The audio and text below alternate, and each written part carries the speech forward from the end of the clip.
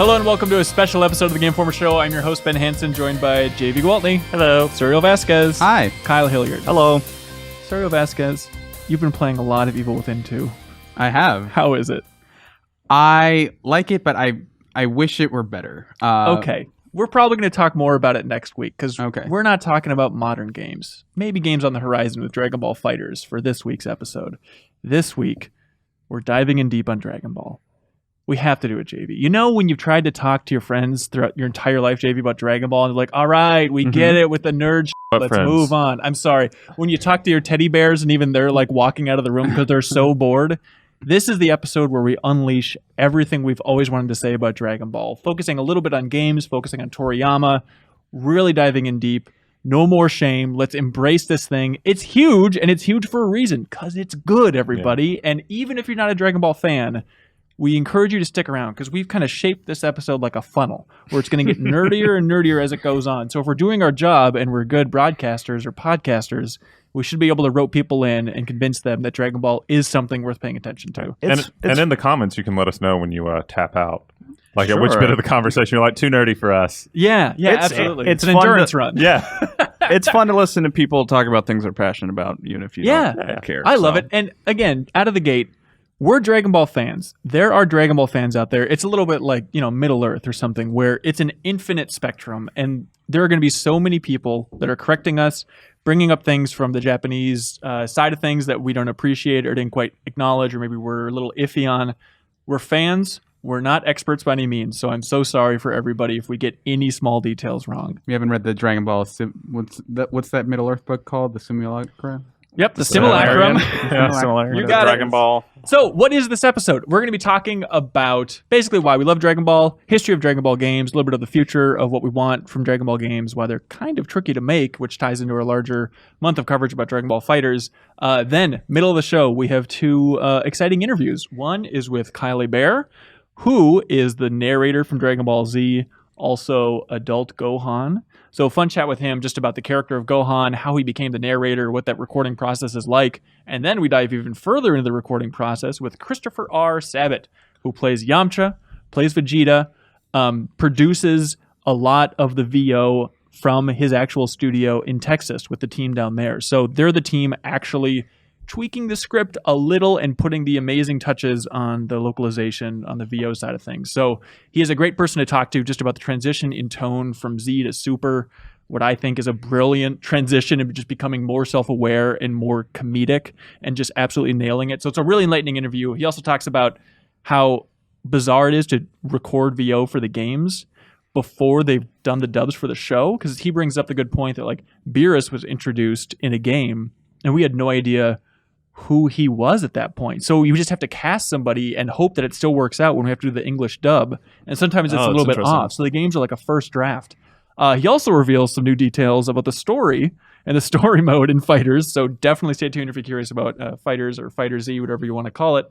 And he also has a good what-if scenario about his dream saga for Dragon Ball Super, if they would ever get around to it. Dream saga, like in the show, what he'd like to see. What he would like to see. It's a good pitch. It's a good pitch too, and he's a really smart guy. Then after that, we are diving deep into Dragon Ball Super. We're basically treating Dragon Ball Super like it is one big game club. Mm-hmm. You remember Game Club on this podcast, right? I love Game Club. Fantastic. So we're talking about Dragon Ball Super up through episode 36, which is where the English dub is now. And I understand there's very exciting things happening on the Japanese front of Dragon Ball Super.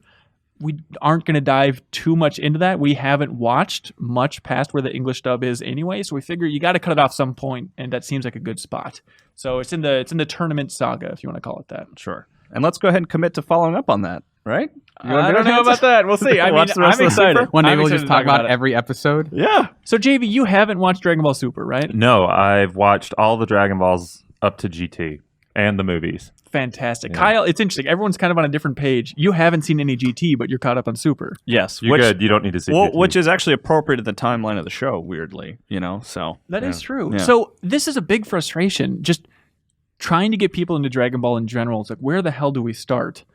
it'd be tough to start with Super because it's such a crazy amount of fan service, but also just Super is a nightmare to watch. Like, imagine if whenever they finished a saga in Dragon Ball Super, they put it on Netflix or Hulu, and it was just easy. I think it'd be even more of like a cultural phenomenon of like the new sagas out. Whereas now it's like I have to use Kyle's login on xfinity.com to see the last 3 episodes of the English dub, or I can get an account over at Funimation and watch the Japanese version. And it's kind of free, but they still need your email address. And it's a mess, right? What can they do to make it easier to watch? Well, the thing that's odd to me is like I pay for Funimation. Like my wife and I watch a fair bit of anime, and it's crazy to me that even paying for that, they don't have the English version of Super on that service, which is insane. Like it's so weird. Like the only way to watch it in English is to catch it on Adult Swim, I guess, which is just like not the way people absorb TV anymore. It's just that's not how it works. Frankly, you know. So put it on Hulu. That's the solution. Just put it on Hulu. Is it too much to ask? Yeah, I'll give Netflix. That's the solution for everything. Put it on Hulu. Yeah, or Netflix. Yeah. Suriel, last week you talked a little bit about watching Dragon Ball in Mexico and how they were ahead of things and how tricky that was. We actually talk about it with Sabat coming up later again too. But just in general, why do you think you like Dragon Ball? What do you like about it? I like Dragon Ball, I think, because it has sort of like this nice flair where characters feel super important, of like individual characters have all of these distinct personalities, and it's very easy to sort of imagine like they're very aspirational a lot of the times. Like you think about Goku in later sagas, it just feels like Goku just becomes really powerful. But, you know, Goku has this origin as like, you know, a Journey to the West story. But also he eventually trains, you know, constantly of like, they make a constant point to reference in order, for the first Tenkaichi tournament, he has to go train with Master Roshi. And then basically an opponent will come and, you know, Goku has to fight him, and sometimes he gets defeated and he has to go back and train at, you know, whatever strength of gravity or in the hyperbolic time chamber. So it's aspirational for you to be like, it takes hard work. Goku acknowledges it. Every character in the show is like, if I want to be something, I need to go out and buy a time chamber. Yeah. Okay. Everyone can do it at your local Walmart. I mean, there's tangible character growth and there's tangible like physical growth as you watch the show. You know, demonstrated through transformations and stuff. I think the first point you bring up is really interesting. It's something that, in preparation for the FighterZ cover story, we went to Tokyo and learned all about it with Arxis and Bandai Namco. I watched Super, and then also watched the Android saga because I knew androids were a big deal in that game. And something that just became so clear, maybe it's to a point of being a detriment, but this show succeeds so well just on crystal clear characters. It's been brought up 1,000 times even on this podcast, but that fantastic Red Letter Media dissection of the Star Wars prequels, where they're asking people on the street, describe who Han Solo is, describe who Luke Skywalker is. And then the conundrum is, describe who Qui-Gon Jinn is. What's he like? Without describing their physical appearance. Right. And everyone's like, good? Like, you just have nothing. Whereas Dragon Ball, almost every character, it's like you could have a paragraph summarizing each of them, and they just stick to that template through decades now. Yeah. I mean, there's the static characters and there's always the evolving characters, right? And I'm a fan of the evolving ones, like a Gohan or a Vegeta compared to Goku, which is basically I'm surprised you throw Vegeta in the evolving one. You don't think he has? Totally evolved. He has evolved as like in terms of being like a good guy to like, or a bad guy to a good guy. Yeah. But he will always let his pride be like, you know, the thing that holds him back. Like even up into Super, and we'll get into this more later. But like he cannot just take some advice. You know, like just do this one little thing and you'll be fine. And he cannot take the idea of somebody, which I love about him. Like he's just so stalwart in that fact. No, but I think he does show change on that from time to time, like during the Cell Saga in particular. Barely, like man. but still barely. Like that's something. And like when you have someone like Vegeta, I feel like that's the most you can expect from them, at least for, you know, however many years like he's been with the fighters in the Cell Saga. Up to the Cell Saga. Well, think about like the Buu saga too. I mean, maybe you could see it as a pride moment, but it's a big moment after the awesome Majin Vegeta section where he chooses to blow himself up. Yeah. I mean, that's which always works in Dragon Ball. Yeah, flawless. He really took care of all that goop. It was no big deal whatsoever. So I don't know. The evolving characters thing is big. JV, is that why you like Dragon Ball as well? I like Dragon Ball because it was my first exposure to anime. I remember I'd fake sick to stay home to watch the original Dragon Ball, but when it was on Fox before it was on Cartoon Network. Oh, interesting. Yeah, I'd stay home to because they'd show it at like 8 in the morning or something. So I'd stay home Again, literally, were you just like flipping through the channels, you think? And you're like, what is this colorful, weird show with angry eyes? Yeah. Because it would come on right before Power Rangers, and I love Power Rangers. So one morning I was like waiting for Power Rangers, and Dragon Ball was on. And then I didn't really fall in love with Dragon Ball, but I fell in love with Dragon Ball Z because that was like my first exposure. Understand, I'm pretty young at that point, and now. But that was my first. Too. Yeah, right. Exposure to like everything that makes westerns interesting, because I feel like Dragon Ball Z is a fantastic western, especially the interesting Saiyan Saga, where you have like it's basically a high noon setup where everyone's waiting and they're preparing for like the bad guys to show up, and then they do show up, and there's like so many episodes where they're just like throwing threats at each other and making preparations. That's what makes the fights interesting. Yeah, like it's the build up. Yeah, and then Frieza's the same way, and I kind of like I feel like the Saiyan Saga and the Frieza Saga are my favorites, just because like they are so tuned into that. And then the Android Saga and Cell Saga are still kind of like that, but as Dragon Ball expanded, I didn't love it as much anymore. But those 2 to 3 sagas I love the hell out of. Yeah. I went back and watching that Android Saga, and we can talk a little bit about it later with the Super stuff, but it's so crazy, the contrast between Super's tone and the Android Saga tone. But then you forget that even within sagas, they're all over the place. Like the Android Saga starts with they're trying to find the androids. They've got the warning from Future Trunks, but he didn't tell them what they looked like. And so they're just wandering the streets, and there's this weird tense scene where then 19 and 20 come out and punch through Yamcha's chest. And it's just blood everywhere. It's like, holy cow, just killing Yamcha out of the gate. And then a few episodes later, it's 17 and 18 driving in a car across the country trying to track down Goku, and they end up fighting an Australian group called the Toad Warriors.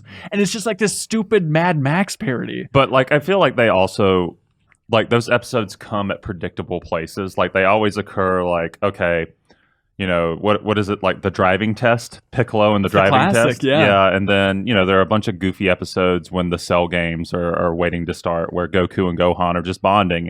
And I think those episodes are important because they make Goku's sacrifice like so much more poignant later on, because it's like, oh, this is the only time that Goku and Gohan have really ever like got to hang out besides training. So like when he's gone, it's like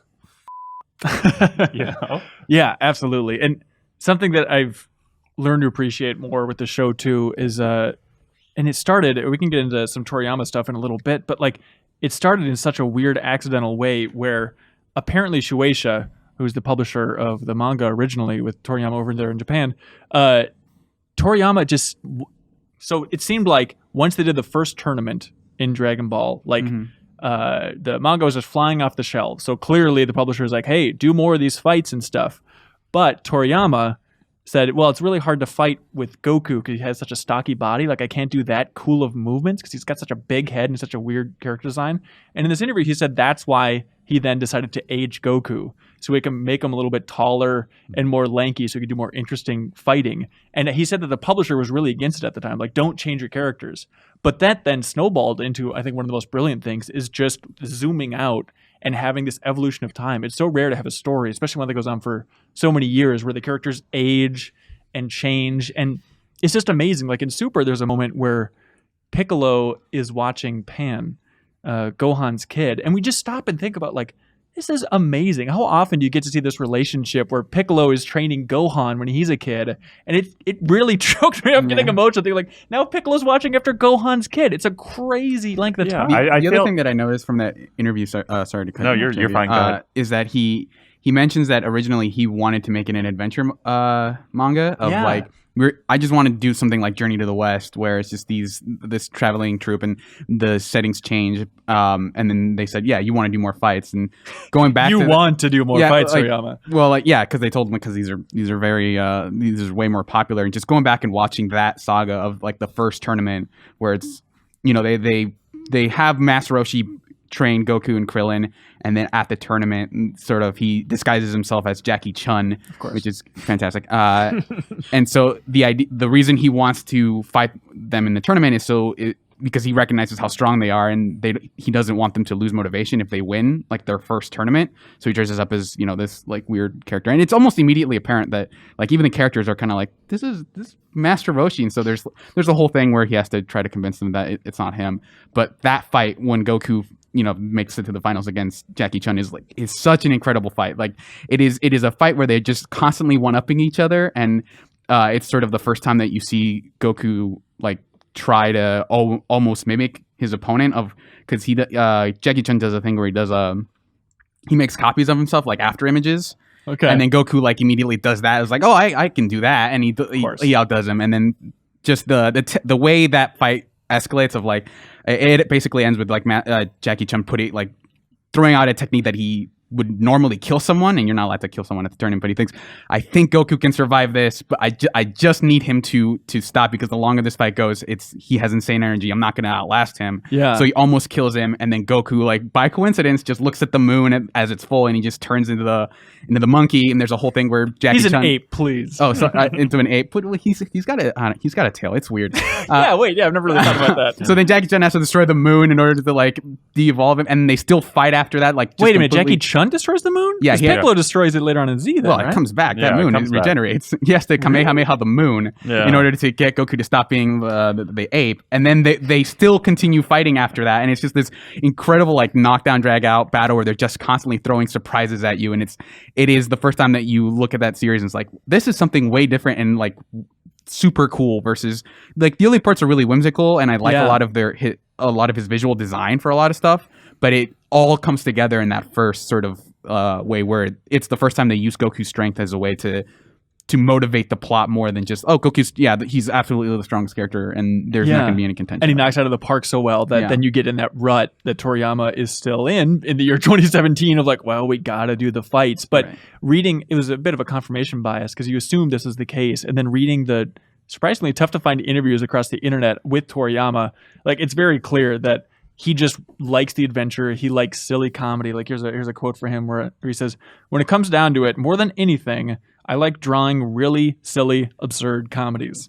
And even the artist that he works with Dragon Ball Super right now, Kyle, do you remember his name? Toyo Tora? Thank you. Something You're like so that? good. He's like, he supervises it. He's pretty careful about my work, but he's pretty loose about the fights. He's actually really particular about the gags and the comedic moments, especially. Like that's what he cares about. Yeah. And Toriyama even said, like he kept trying to get back to it, and with the Buu saga in particular, starting out with the Great Saiyaman and just Gohan in high school, he's like, that's the crap I really care about. I didn't know where the saga was going. I knew eventually I had to introduce a big bad through Majin Buu, but it's those little character fun moments where his passion is, and I feel like that's the strength of Super, is starting to get back to that. It's kind of the Dragon Ball fans are kind of like, it's the long con or the grand return, where those hardcore Dragon Ball fans have always been like, but Z is cool. Like those Linkin Park montages I used to download on Kaza, like that's peak Dragon Ball. And people are like, no, you don't get it. And now with Super, it's kind of like fully come around, and I learned to appreciate that.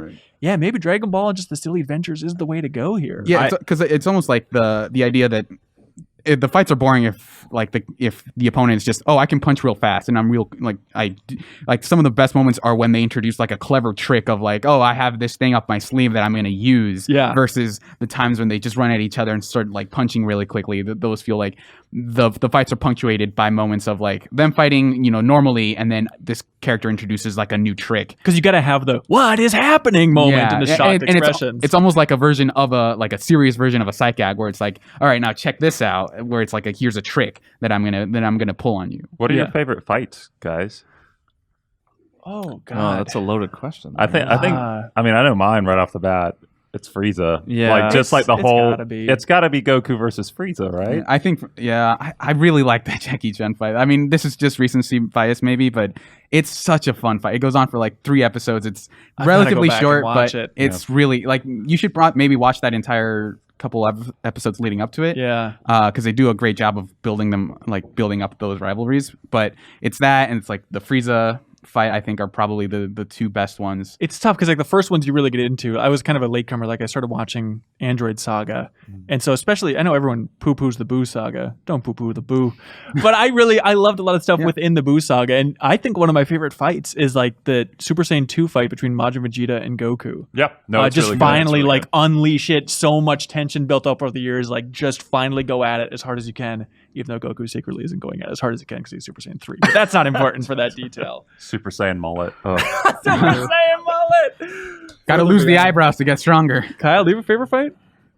Man, I have to go with Frieza. Like I took that fight so seriously when it was on TV. It was just like it was my life. Like just to kind of go back a little bit. I mean, we've talked about this a lot, but like the thing that hooked me into that show that I love so much was I caught a little bit of Dragon Ball like in that sort of Fox era, and I caught a little bit of Z when it was kind of airing on Fox late.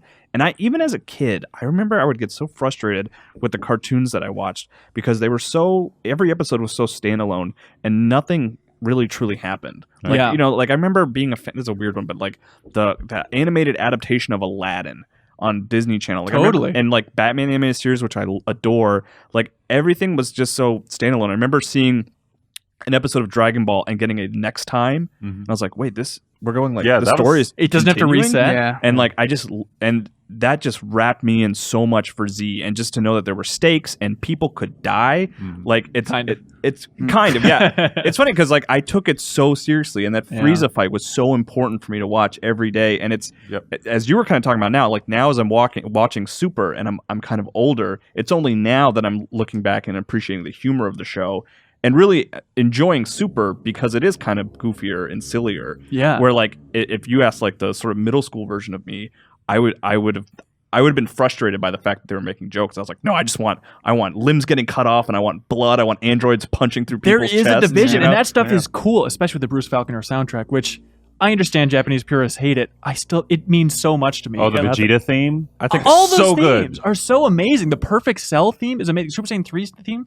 But Kyle, this is the worst reference in the world, but it's important to think like TV during that time, you know, early 90s, mid 90s, late 90s, whatever you want to say, like, and just how annoying it is to constantly have things reset. And when you're watching so many sitcoms just reset every time, I remember getting my sick rocks off. Just the little detail of Home Improvement, the fact that Tim was like building the hot rod in the garage, that was like some sense of progression through that show, outside of Mark getting older and dumber. You know? I remember talking to my dad on the phone when he was on like a work trip and just like regaling him with an episode of DuckTales that was 3 parts. I was like, Dad, you're not going to believe this. It's 3 episodes long, Dad. It was like a 3-episode hurricane. They went down to crazy. Atlantis. Yeah. They're still there. It's insane. And like the fact that Dragon Ball is like this continuous story, just like, I love it. I adore it. Even minor details like blew me away. Like seeing that in one episode, someone, I think one of the Saiyans gets their like shoulder pads blown off. Yeah. And then you watch the next episode, it's like, it's still gone. It's still It's gone. a small detail. The other thing was that everyone had 5 fingers,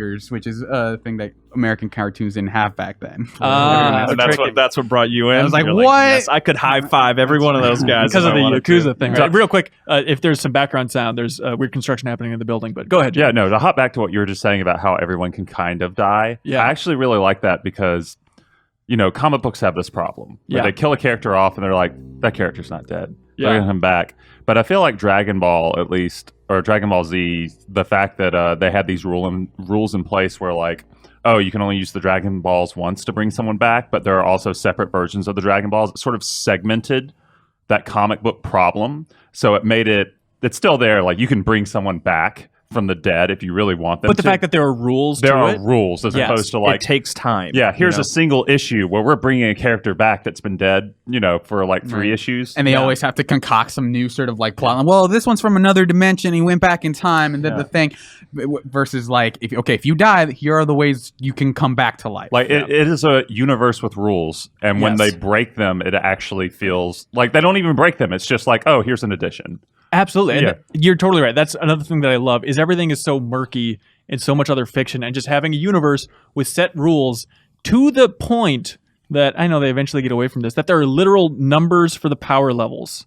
Just having everything so clear. Like, I know exactly how powerful that person is. I know the moves they can use. I know roughly what damage they can do. And it gets wishy-washy at times, but that's such a rare thing. And then having like the peak Dragon Ball in my mind is when you're connecting with a character as they're getting more and more powerful, when you can kind of get a grasp of how it feels to be as powerful as they are in the show. It feels like what I love about like the training in Empire Strikes Back, you know, of just feeling like, oh my gosh, there's this larger mystical world and they're connecting to it and getting more powerful throughout it. That is just blown out and it looks awesome throughout all of Dragon Ball. And that's when it's at its peak. Like I know some people might hate it, but I love Gohan training Videl, just starting from the basics. In the Boo Saga, of all places to start from the basics with somebody, it's so good. I love them even taking the time to explain to like Gohan to Videl, like, the idea of like placing energy under your feet in order to fly. Like, I just love that they're like, all right, let's get into the nitty gritty of how this kind of works. Basically, the closest they get to midichlorians. But it works here, you know? But it is in line with the idea of like the Kamehameha is a thing where you channel your chi, so it makes sense that if you do it the right way, you can also fly. They're following the rules that they established. And it's such a simple thing, but it's an interesting person to point it out. But Tekken's producer Harada, when we were at Bandai Namco, and he was talking about why he loved Dragon Ball, he had that easy explanation of like, oh yeah, well, it was the first form of fiction that I ever encountered, and I think one of the first out there where they have a physical representation of their energy of like this aura, and it's an easy fix. Like, well, you need to show something on the pages, but just that extension of what you're feeling on the inside and your peacefulness and focus becoming physically represented in a drawing and through Kamehameha waves. It's so brilliant, but it's just one of those small little details that then snowballs into, this is why people can connect emotionally with this. That's why Ryu throws a fireball today. And like looking back on it, it feels like he planned it all out. But I think one of the things in that interview you mentioned was that the staff kept telling him like he's a genius at making things fit together. And like because he keeps saying in that interview, I didn't really plan much of this going ahead of time, but like the idea that Goku being a monkey, like a monkey person, and transforming into a monkey, the fact that was able to tie in so well to that. Oh, he's an alien, and then they have a whole race of aliens with tails who transform into monkeys. That makes perfect sense. And yet, because if he were just a kid who was raised who happened to have a tail, but like no one knows where he came from. Only Gohan, who's dead, knows his origin. So just the way that ended up fitting together is just it helps sort of cement that world as a thing with rules. And like those people said, he's really good at making that stuff fit together. There's just so much that he's winging, and it's a little bit of the Breaking Bad effect where like listening to the Breaking Bad Insider podcast with the writers talking about, we just rewatched earlier episodes and then pointed out anything that didn't quite fit and then made it seem like we planned it further along. It was a lot of that type of stuff where Toriyama, somebody asked him like, why is the world so wild? Why do you have dinosaurs? And he's like, oh, I just didn't want to have to reference the real world, so I just kept drawing what was fun. And they're like, why are all your cars round and like bulbous, like all the capsule tech? And he goes, well, because back then, when I was drawing that in the 80s, all the cars were really square, so I wanted to do the opposite. And it's interesting where he said now, when all the cars are all round in modern day, that now he draws the cars square. By the way, fun fact, apparently in 2005, did you guys see this? This is like on the Wikipedia page. This company, CQ Motors, had Toriyama design an actual car. No, what does it look like? Does it look like looked it up, right? Yes. It has like rope pulleys apparently to like open the doors. Imagine, it looks like a car that would be maybe in the background of like a Dragon Ball Z episode, but it's just really narrow and square and yellow, and it just looks like it would tip over immediately. Like, like those red wagons with like the yellow tops for like toddlers? Yeah. Basically, it's that. Except that more square sounds and amazing blocky. in the worst way possible. I want to drive it, but it looks terrible. You look a lot of that stuff. You like even in the ending. I know I keep referencing Dragon Ball, but I've been watching that in super concurrently. Just those ending credits. There's all these photos like images of Bulma as like a pilot or something, and there'd be like this intricate plane, and she's driving this weird motorcycle, and just these random shots of like, here's what the world would be like if we weren't focusing on this story of just all this visual design, and it feels super clever. And like part of me wants to like explore that world separate of the characters in it. Like there could very easily be a Dragon Ball story without any of those characters in it. Read the Jocko manga, right? Because that where that takes place, like, is before Bulma meets Goku, right? Yeah, it's their origin story. That's another confusing aspect of Super in the movie. Like, who's Jocko? What is going on over in Japan? How does he know what Bulma? Should I know? Yeah. Who's Bulma's sister? But talking about just like the happy accidents and how silly everything is, but how it adds up into something beautiful. Here's a quote from Toriyama back in the day. I gave Goku with a Super Saiyan blonde hair so that it wouldn't be as much work for my assistant. He spent a lot of time blacking in Goku's hair, and I had to erase over it. It was a real pain. I've heard it was a money-saving thing, too. I'm sorry, are you still reading the quote? No, that's basically it. And then he talks about like how he changed his eyes to make him, more slanty and stuff when he's Super Saiyan, just so he can give a certain look off to the side and it'd be easier to draw because it was tough to draw Goku off to the side. And just simple stuff like Frieza's design, which is, I think, is so amazing. He's like, I vaguely remember basing Frieza off a queen or something in some movie, but he doesn't remember anything else. Some queen. Like, that's awesome. No, like I actually think like Frieza might be like my favorite. Like his final form might be like my favorite alien design since like the Xenomorph from Alien. Like just how simple but cool he looks. Which is funny because one of Frieza's form basically has like It's, a Xenomorph. it's the head. Xenomorph. And It really he is. talked about like It's real that bad, one's not too. around very long because it was hard to draw and I didn't want to do it, and so I. That's just what he said. Like gave him- all the enemies, like as they go through their forms, they get simpler and simpler in design. Oh, yeah, 'cause it's a Cell. hassle to draw. That's Yeah, so think of like funny. Incomplete Cell. What a mess that is. Oh, the second form too. Ooh. It's disgusting. But his favorite movie is Alien, so it's funny you point that out. He said that in some interview. Another thing that surfaced from reading, because like we all kind of read interviews with Toriyama in preparation for the podcast. Apparently, he's just a really forgetful guy.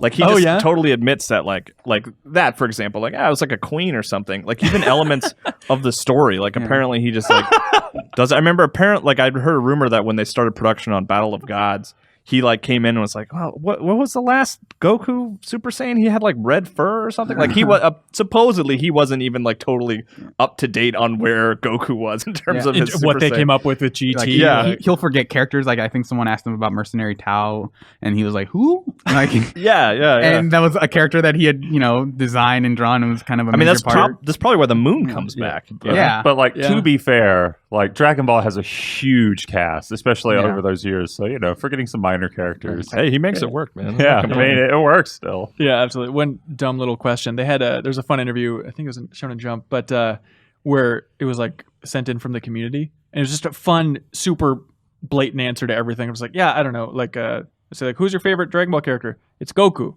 I'm a very perverse person, so I'm drawn to a pure innocent character like him. And they're like very specific. Hey, why don't Goten and Trunks have tails? He says, it seems that tails are a recessive genetic trait. Like he just didn't want to draw tails. There you go. And then this one I love. Why do all the monsters have those ears that look like stubby volcanoes?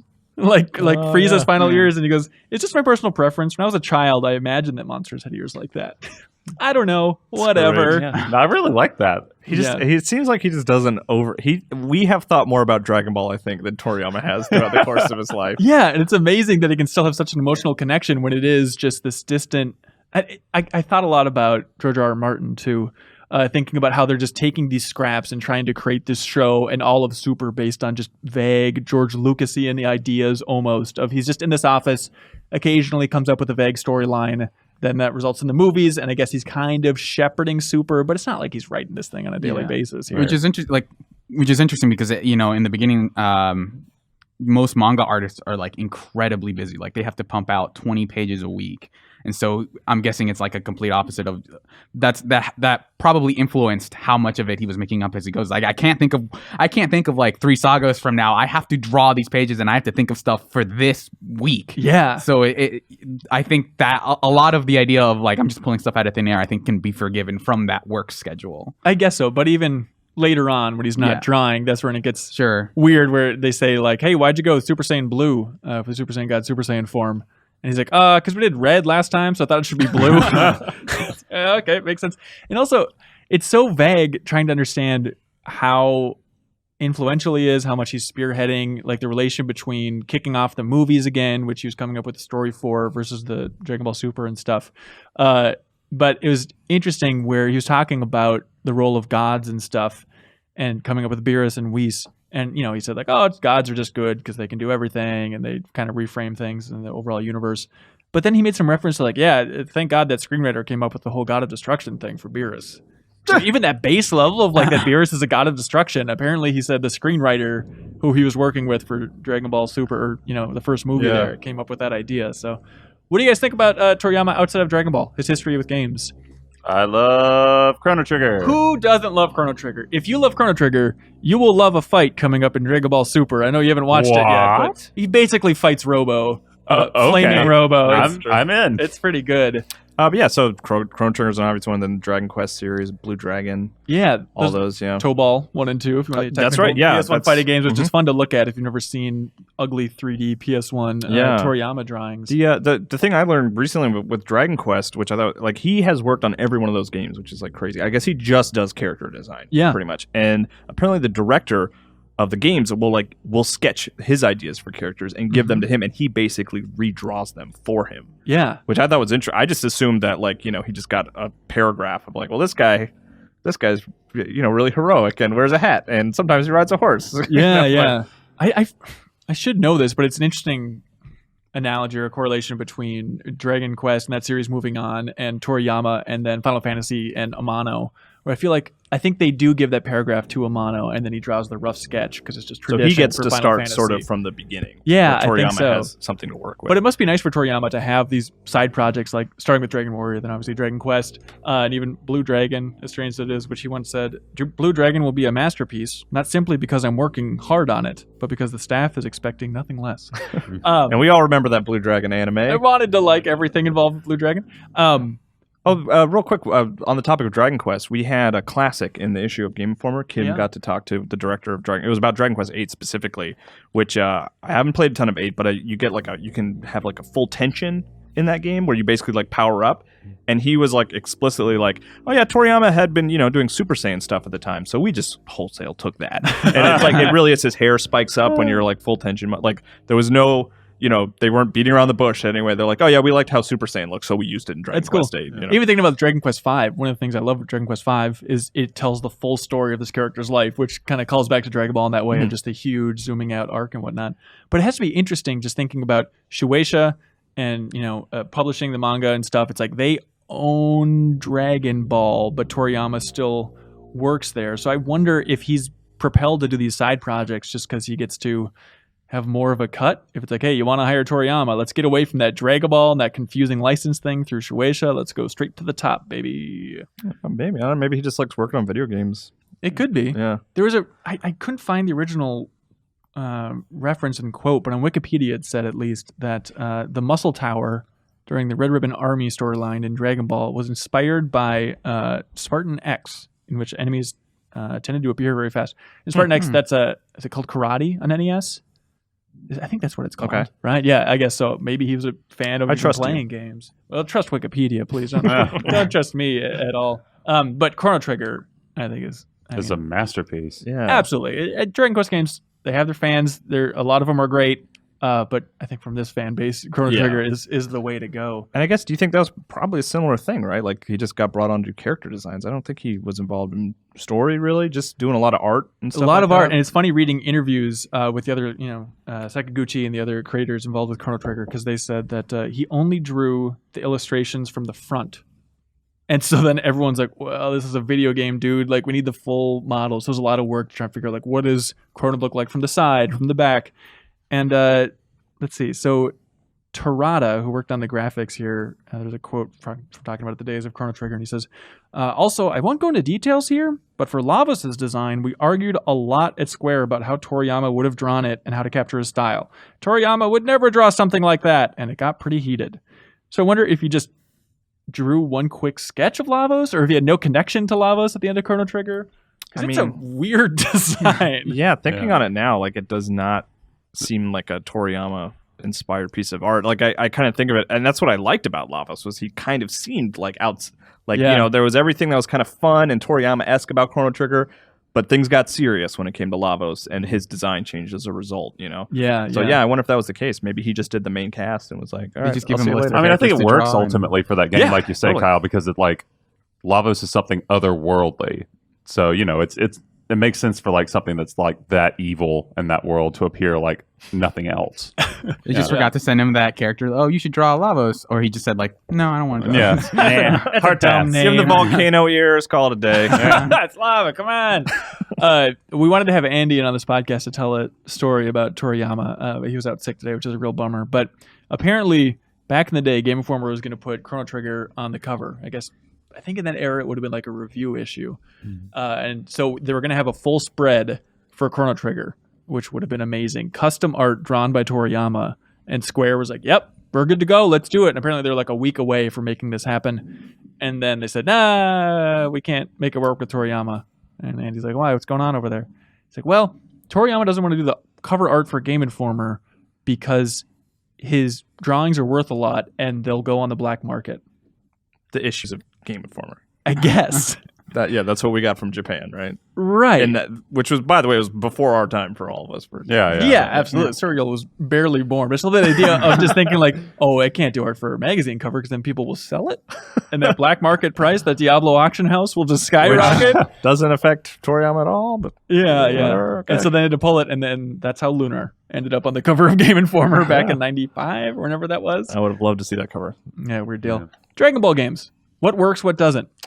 I do not like the fact. I mean, I think it's a natural fit, and I understand. And Suriel, I'm so sorry. Please don't hit me. I really detest the fact that most of them are in the fighting genre. I think the best Dragon Ball game I ever played was a emulated ROM of a Japanese RPG that came out in the years following Chrono Trigger, and obviously borrowed hard from Chrono Trigger, where you played. It's basically a JRPG where you played the Z Fighters from the Saiyan saga to the Frieza saga. And what was really compelling about it, like the battle system is basically Final Fantasy, like an early Final Fantasy. But if you lost someone in battle, Yamcha, Tien, whoever, they're dead. They're dead, and you can't bring them back. Cool. And the only one you could bring back was Goku, but you don't have to.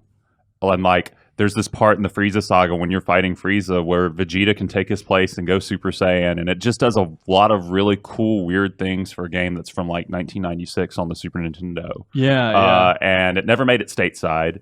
It's a hipster cut, JV. It's a real hipster cut. I know, but like, that's the game I want. Like, like a lot of what I took from Dragon Ball and Dragon Ball Z was like, okay, following these characters' journeys and the cool fights, and to combine that with the interactivity of games, having, control over who lives and who dies, how these fights play out, to have the game like treat those effects as things that last, as opposed to like, here's a game over screen, but like that carry forward in a way that's true to the show. It would be cool. That blew my mind. Yeah, like that was super cool. Like, I still think that's one of the best licensed games I've ever played.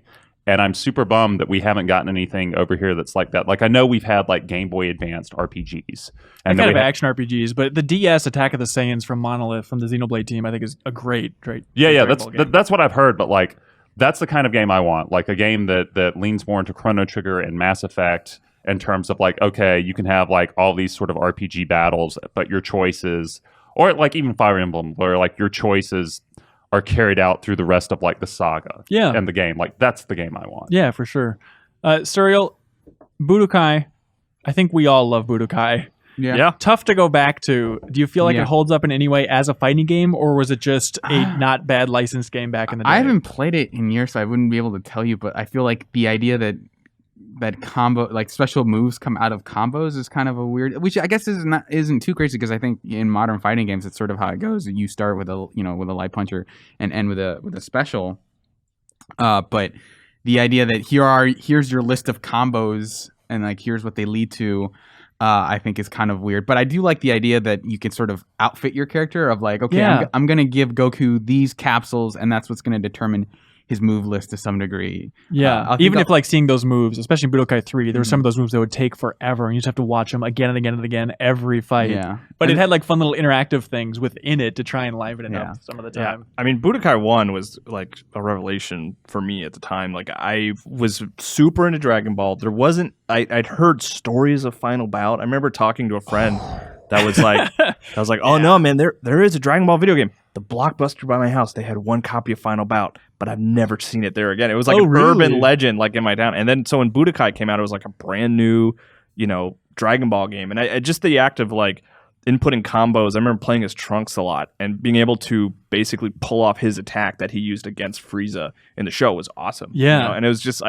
I never really got into the nitty gritty of it. Just like like learning combos and stuff. I went through the story, and I remember like trying to unlock all the capsules, and I remember we unlocked Mr. Satan as a fighter. He had like a little jetpack, and I was just like, "This is crazy." The jetpack. Yeah, of course.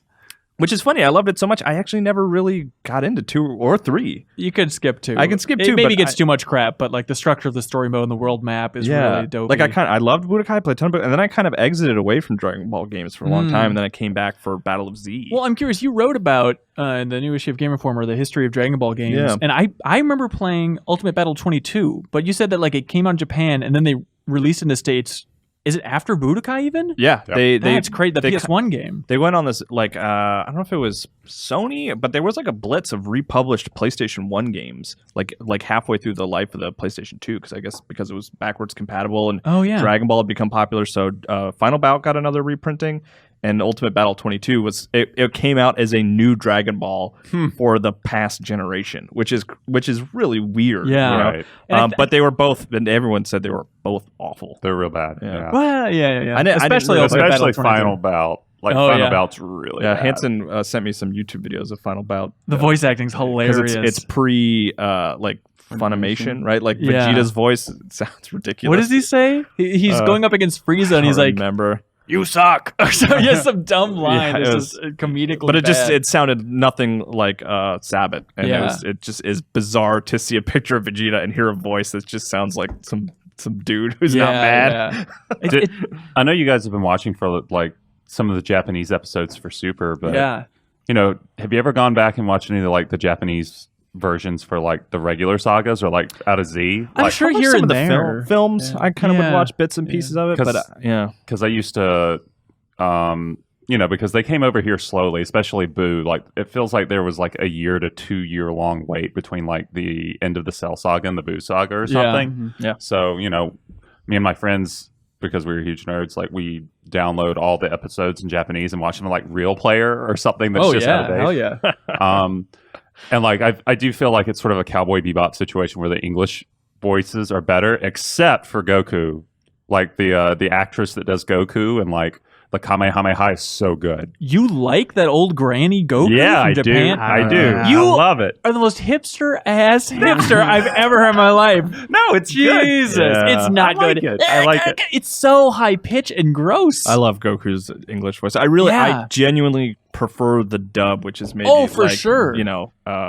Just people would kill us for saying that, but I really like what they've done with the English dub for Dragon Ball Z. I think Comedically, it's great. just so on point that I've been bouncing back and forth with Super now, just trying to watch new episodes where I can, and it's just not exactly night and day. I think there's still a lot of comedy that comes through the Japanese version, but I think the English dub is genuinely funny, and Yeah. it's robbing something of just watching Okay, the Japanese so I should version. watch the English version of the Super. Yeah, Yeah. I really Okay. think you should. I think yeah. specifically, I think the person they cast as Beerus, I think does a pretty good job of selling that character. And I think Whis, he's really I good. just love that Yeah. character so much. He's so absurd. I also don't like Majin Buu's Japanese voice. I like his. I know it's a very different affectation for him. How does it go? Yeah.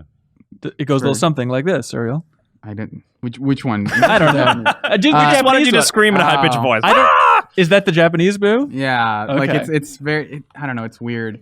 I don't care for that voice, but yeah, I think the Japanese one. I've been watching the Japanese version of Super, and it seems fine except for Goku's voice. Like, it's The one thing. Wow. it's just the Like, most prominent Wow. voice. It's in really that series, a lot. and it's just. I guess it's just really jarring because it feels like out of character for him, which is weird because that is that is Yeah. in some way fundamentally that character. Right. No, But no, it's I'm just- not- I can't. More like daughter Goku. No, I'm not saying that I love like that voice on the regular. I'm saying like specifically her version of the Kamehameha. Okay. Yeah, It is, the screams are it's really good. I read that Toriyama like specifically sought her out and like handpicked her. Oh, Like, I don't really? know if he was super involved in a lot of the casting and stuff like that. Yeah. But Goku, he was like, nope, I want this older lady to play Goku, please. Thank you. I'll take my check. Hey, I assume that's how it went. I know you've been reviewing and you enjoyed the two Xenoverse games so Yeah. far. It just came out. Xenoverse Two is- 2 just two came out on on Switch. Switch, Yeah. and I tried playing it again. It's just that reminder of like the 3D Dragon Ball games are great for flying around. Even Fusions, which has some fun ideas in it, ultimately more of a it strategy dries game, yeah. out. But like flying around still feels really great with the Dragon Ball sound effects alone. Yeah. But those 3D fights, I just hate like awkwardly floating and like vaguely punching someone. It just feels like nonsense with that camera work. I understand it's a tough development problem of trying to nail a Yeah. 3D Dragon Ball fight, but Yeah. I don't think anyone's done it. Yeah, it's really weird because like I played that game on PS4 and then I was thinking about picking up the Switch version, but it is that problem where it feels so awkward in the air. Especially there was this old mod for Quake 3 called, it was a Dragon Ball Z mod where like they fixed that problem because like you could fight in midair if you wanted to and do the awkward punching thing, but you could also fly around and like use your superpowers and build up your power level, and it'd be like third person shooter sort of setup where like you'd have a cursor and you could like fire your stuff, and that's what Xenoverse is missing for me, is sort of that element. Okay, It holds on. It lets you lock on. It doesn't really give you any movement in terms of firing up.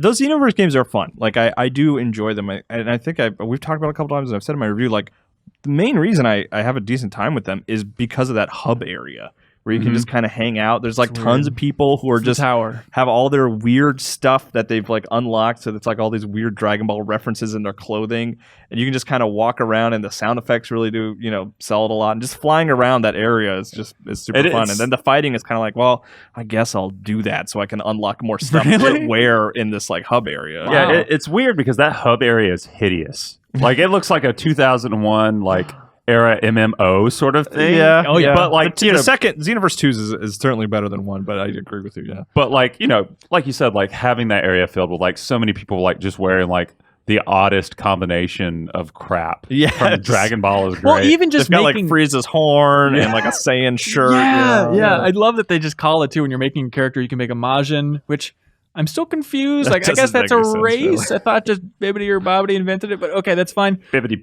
I forgot all about that character. Who could forget about Bibbidi? But that's then the one Piccolo cuts in half, right? With like I think with a literal karate chop, he like just cuts that dude in half. That'll do it. Yeah. He had the cool Deborah. Is that the? Yeah, that's like demon the guy. Oh, yeah. Satan. Yeah. He was pretty sweet. Yeah. Sorry. No. But I just love the idea of like. They name, you can be a Majin, you can be human, you can be Namekian, or you can be the Frieza race. They just call it the Frieza race in the character select. Really? Like, you come up with a name, everybody. Well, in the canon, there's only like 3 of them. Yeah. And even Cooler is kind of like, I don't know if he's really. Is that canon? I don't know. That's one of my favorite counts? dumb puns. Is like Frieza and Cooler. Oh, If you love wait dumb till you puns- meet Frost. Oh, Frost is No, a new. it's Oh, there. yeah. There's absolutely a Frost in Dragon Ball Super. He's quite cool. Yeah, All right, I like I'm him a there. lot. I'm there. And like Toriyama even was asked in one of the interviews about like, why do you name things in bunches? He's like, that's just easier for like fans to remember. It's like, oh, everything's like a vegetable. That's like the Dragon Ball It's thing. smart. Yeah, He's just not gets wrong. smart. Yeah. Or everything's cold because he's got a heart of ice. It's And very these, simple. these people are all underwear. What more do you need to know? Did you guys watch the movies any? Not the super movies, but like the 12 or however movies that Most are of them. A attached to lot Z. of them.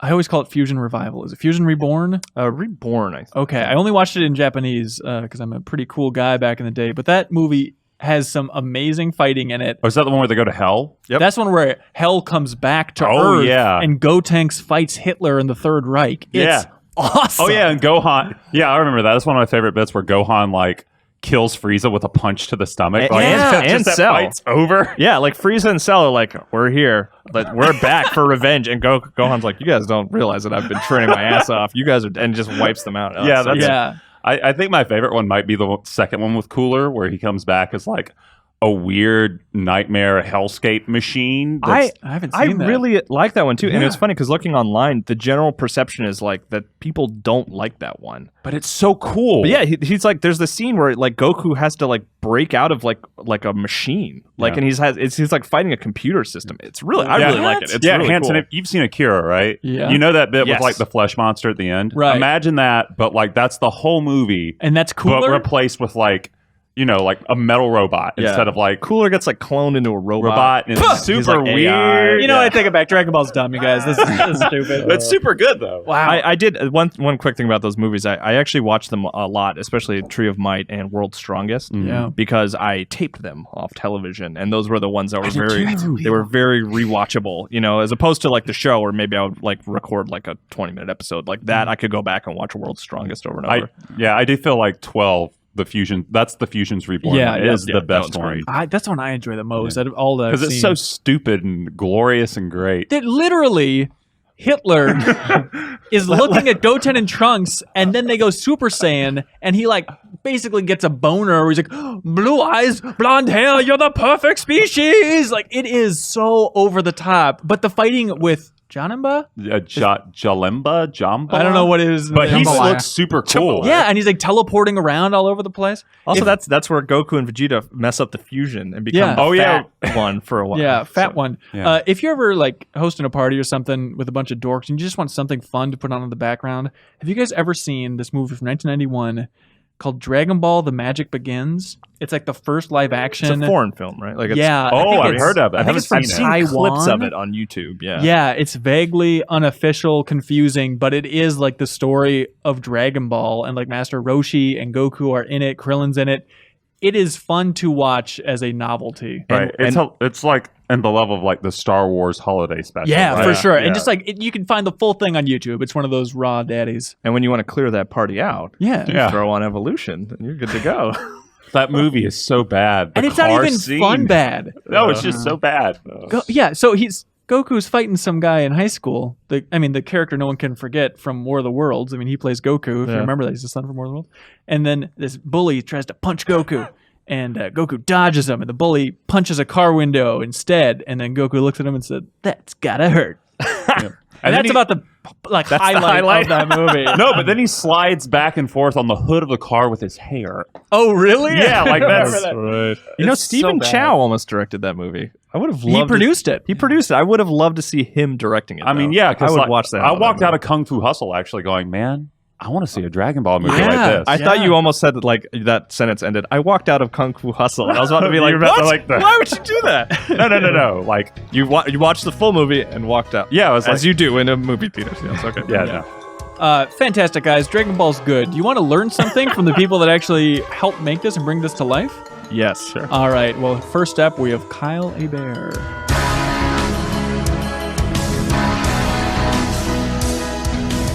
Kyle Hebert, welcome to the Game Informer Show, sir. Thank you. Good to be here, man. Yeah, it's an honor to have you. Thank you so much for being so open and agreeing to Skype into our show. It's a real pleasure to have you. Awesome. So, just in general, Kyle, what's it like to be so involved with Dragon Ball? How important is Dragon Ball in your life? How often does it come up? What's it like to be so intertwined with this series? It's kind of like pinch myself. I can't believe it still. I mean, I've been doing this for 17 years. It was my first foray into voice acting, which I've wanted to do since I was a kid. And I was a fan of Dragon Ball before I got to be on it. So come the summer of 2000, it was like a dream come true in two ways. I was getting to work on something, I was already a fan of, and my first foray into voice acting and animation, which is something I've wanted since childhood. So yeah, it's pretty awesome. And to stand the test of time the way it has, to be one of those tentpole franchises that, like a gateway show that introduces a lot of fans to anime in general, it's pretty incredible. Walk us through that audition. Like, who were you auditioning for? What was the process like? Well, I first auditioned for Gohan because I picked up a notebook in the Funimation front offices there. They said, here's the guys, so just pick, maybe 4 or 5, half dozen characters you think you're good for. I'm like, all right. I didn't recognize anybody except Gohan because I hadn't seen those sagas ahead. I didn't watch it in Japanese or subtitled. So you just knew Kid Gohan, but you didn't know Adult Gohan. Correct. Okay, but interesting.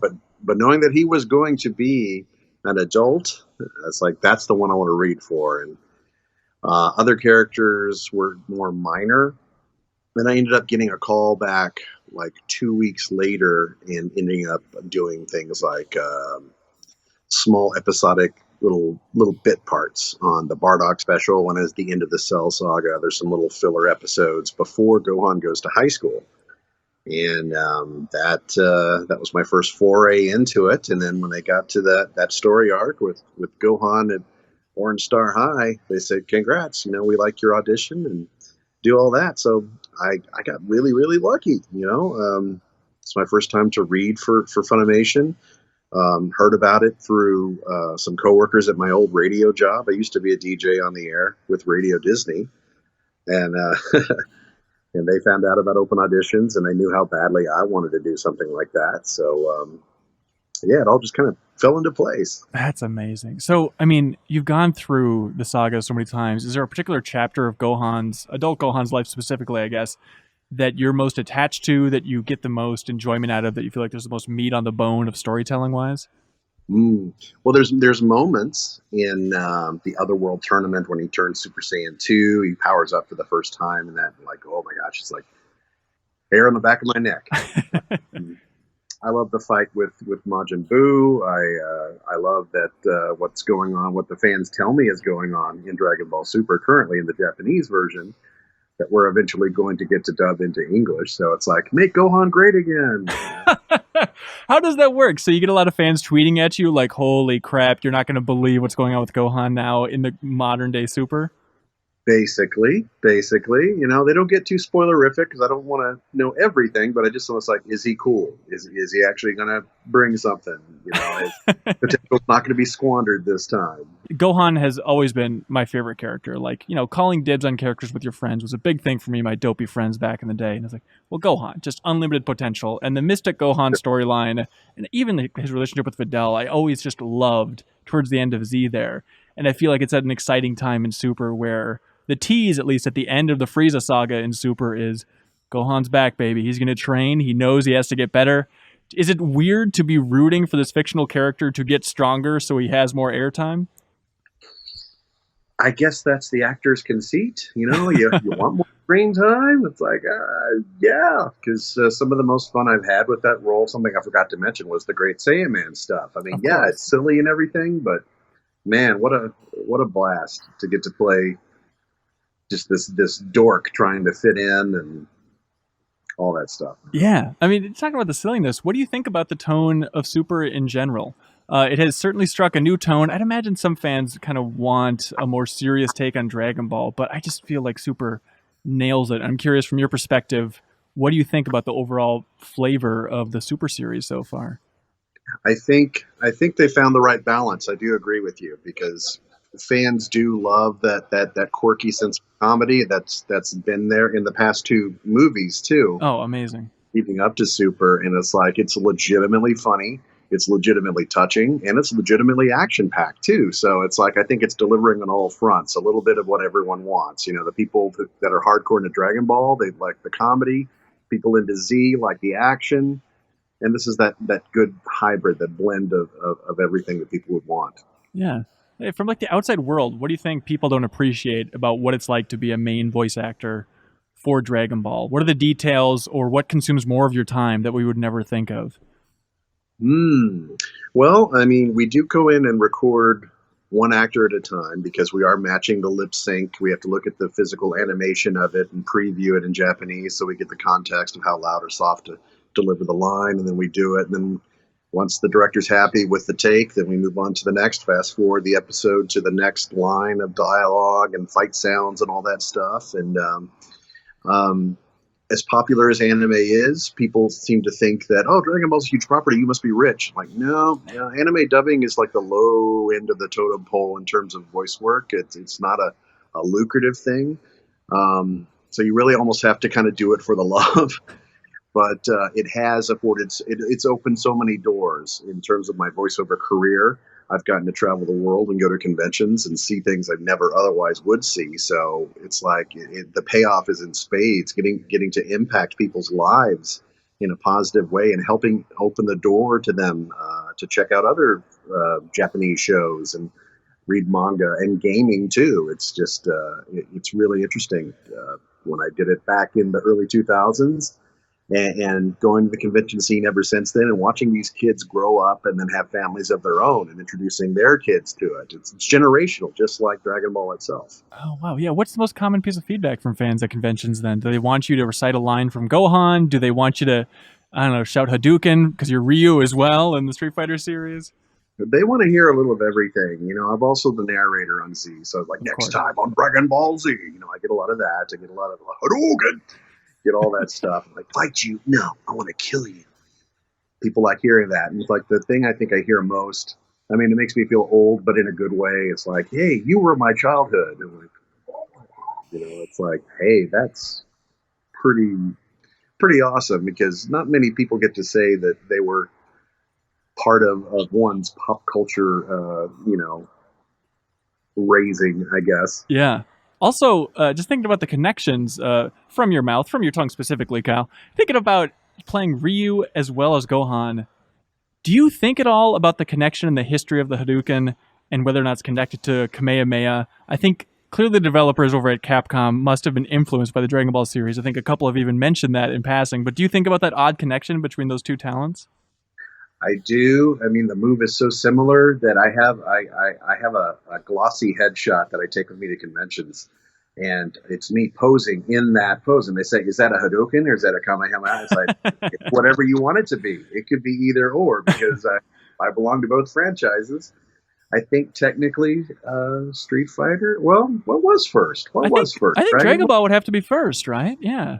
Yeah. Because let's see, Street Fighter is celebrating 30 years, right? Oh Dragon gosh. Ball.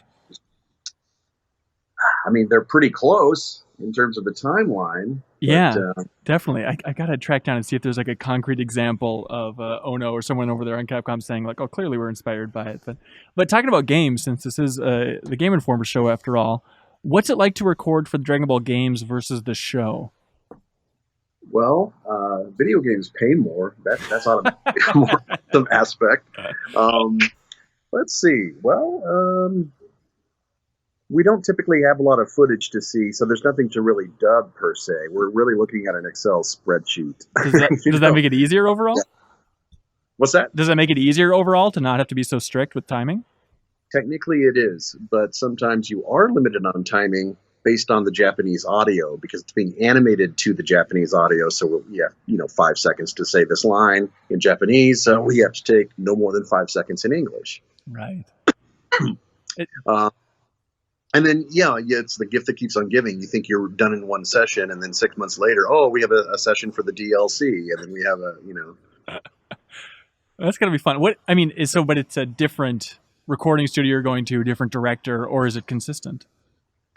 It's sometimes a different studio, sometimes a different director, depending on schedules.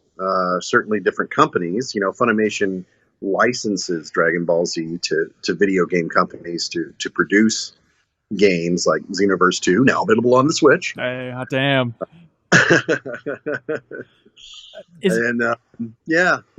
Going through, I think the Dragon Ball games, and something we're covering a lot this month, is just the idea that they're doing a good job of getting away from just telling the Z sagas over and over again. And this is the equivalent of asking a musician of if they get sick of playing the same song over and over again. But with the games in particular, did you get tired of having to go through, all right, here we go, the Z saga one more time with adult Gohan. Let's get this Majin Buu saga just right. I think at this point we've probably given every possible fight sound and power-up yell possible out of every cast member, so there's probably a good archive. We could probably save a lot of time and our voices if we just say, insert these tracks here, but that's the cheating. So I think it's awesome to get to revisit, because we've gotten to revisit Dragon Ball every year. Until Super was a thing, GT was it, and then the movies, and then we had finished those, and then along comes, Battle of Gods and Resurrection F, and we think, okay, well, maybe the future of Dragon Ball is in the movies because they're highly profitable and they're, the nostalgia bomb is exploding literally. So then suddenly, no, it's Super, it's a TV series. Like, what? Like, man, it's pretty exciting. What do you think about GT in retrospect? Do you feel like Super is eating GT's lunch in any way? Do you still get a lot of feedback specifically just for GT? It's nice to have, watch Battle of Gods and see that's kind of retconning GT out of existence. Like, let's just forget this little part here, and let's retell at least some aspects of it and tinker this a particular Gohan's story arc and where he's going. It's like, yeah, he's going to be a responsible parent and all that, but he's also going to be able to show his prowess too and his strength. Yeah. And that's going to be really, really exciting to get to play again, especially after all these years. Oh man, absolutely. I'm curious if you can just talk a little bit about the voice acting family within Dragon Ball.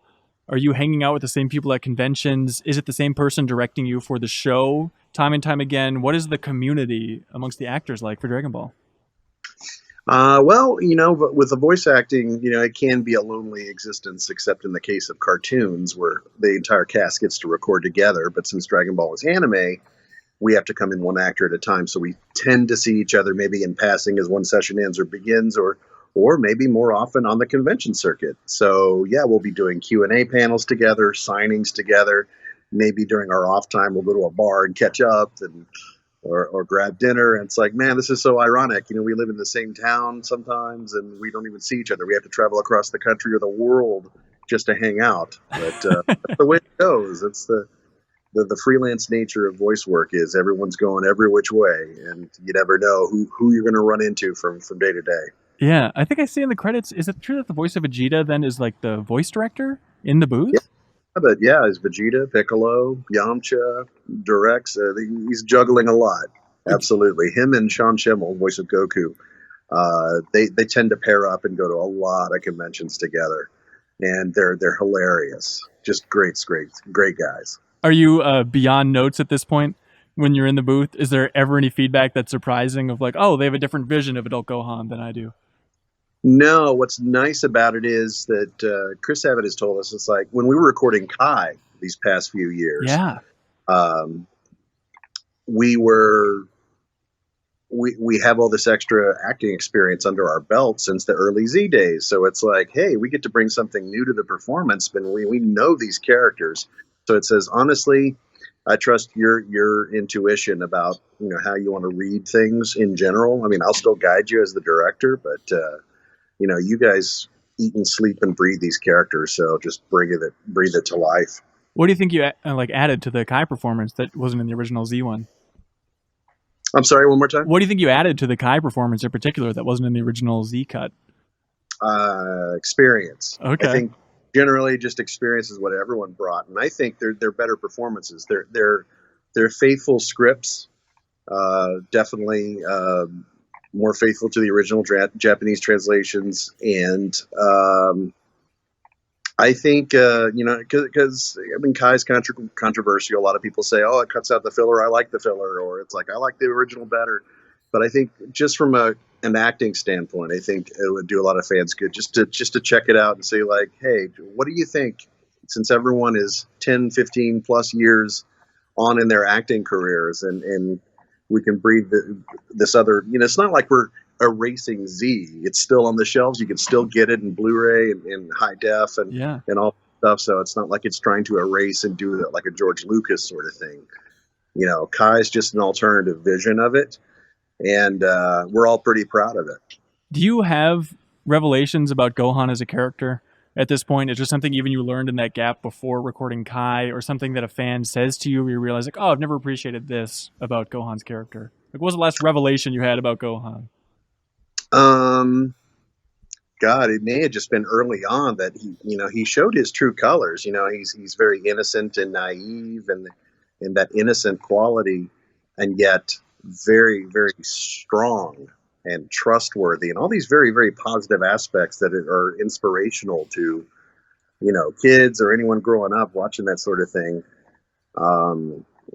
He hasn't really like thrown me for a loop. Yeah. You know, it's like, okay, so he's doing something in Super that a lot of people could criticize Goku for doing. It's like, well, you know, I'm going to stay home and be a responsible parent, you know, or Goku is like, no, Chi-Chi, you stay here. I'm going to go save the planet. So what's more important, being a good parent or saving the universe? Yeah. I don't know. I mean, do you want a role model or you want someone fun to watch? I mean, come on, fans. You got to pick a lane here. Yeah, exactly. So I think Super is catering to both audiences there. It's like, look, he's a good dad. He's going to stay home for this beginning part. But then as things get a little heated up, it's like, hey, it's in my blood, man. I got to get out there and join the boys. Do you get into the storylines? Like when you get new scripts, is it exciting for you to pour through? Absolutely. You know, because when we were dubbing and redubbing maybe uncut versions of Z, it's like, okay, we've seen all this before, we've done it, and then, you know, there's nothing really new to look forward to. But every time there was a new game with new cutscenes and maybe alternative storylines, we would just be all over that. We were so excited, and especially with the new movies. And now with Super, every week, every episode is bringing something new to the table, whether it's funny or serious or just outlandish. Yeah, we love the challenge that it brings. Awesome. Well, anything else you want to say? Any other message for the fans out there? Very, very thankful for the fans because you guys make our jobs possible. Thank you for immersing yourselves in Dragon Ball, the phenomenon, and pick up all the games. Like I was saying before, Xenoverse 2 is now on the Nintendo Switch.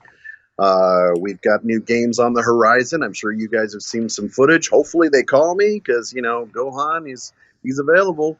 He's there. He's waiting. Street Fighter, Marvel vs. Capcom Infinite, that's out there now too, so you can catch me as Ryu. And some more games that are just about to come out, but I can't quite say just because that stupid non-disclosure agreement. But once they're out, I'm on social media at Kyle Hebert, and I'll announce it high from the mountaintops. Awesome. Well, hey, Kyle, thanks so much for your time, man. Sure, absolutely. Thank you.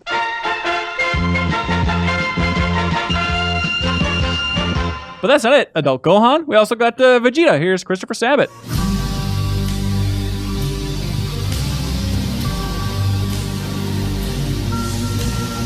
Christopher Sabat, welcome to the Game Informer Show, sir. Why, thank you for having me, sir. My God, it's an honor to have you. You seem like the perfect person to talk to about the history of Dragon Ball, the English localization. You know everything, right? I know a couple of things. Okay. I mean, it's only the result of just, working on the show for about 18 years. It tends to affect how much you know about a show. My God, 18 years. That's just a little under half of my life. What is that roller coaster of emotions like? Do you get sick of it some years? Other years you're like, F it, I'm going to lean into this, just embrace all the fans. What is that like? Actually, to be fair, I get sick of it like all the time. I'm joking. It is as roller coaster as the show is. Like when we were first working on it, it was, we were in a really crude recording environment back in the early days. This is back in like 1998, right as it was like showing up on Cartoon Network. The producers then were just a small ragtag group of dudes that knew each other from some small town called Justin, Texas or something. They're like, let's just make some Dragon Ball show. And so we were just sort of stuck in this, dank, hot bank building trying to record the show.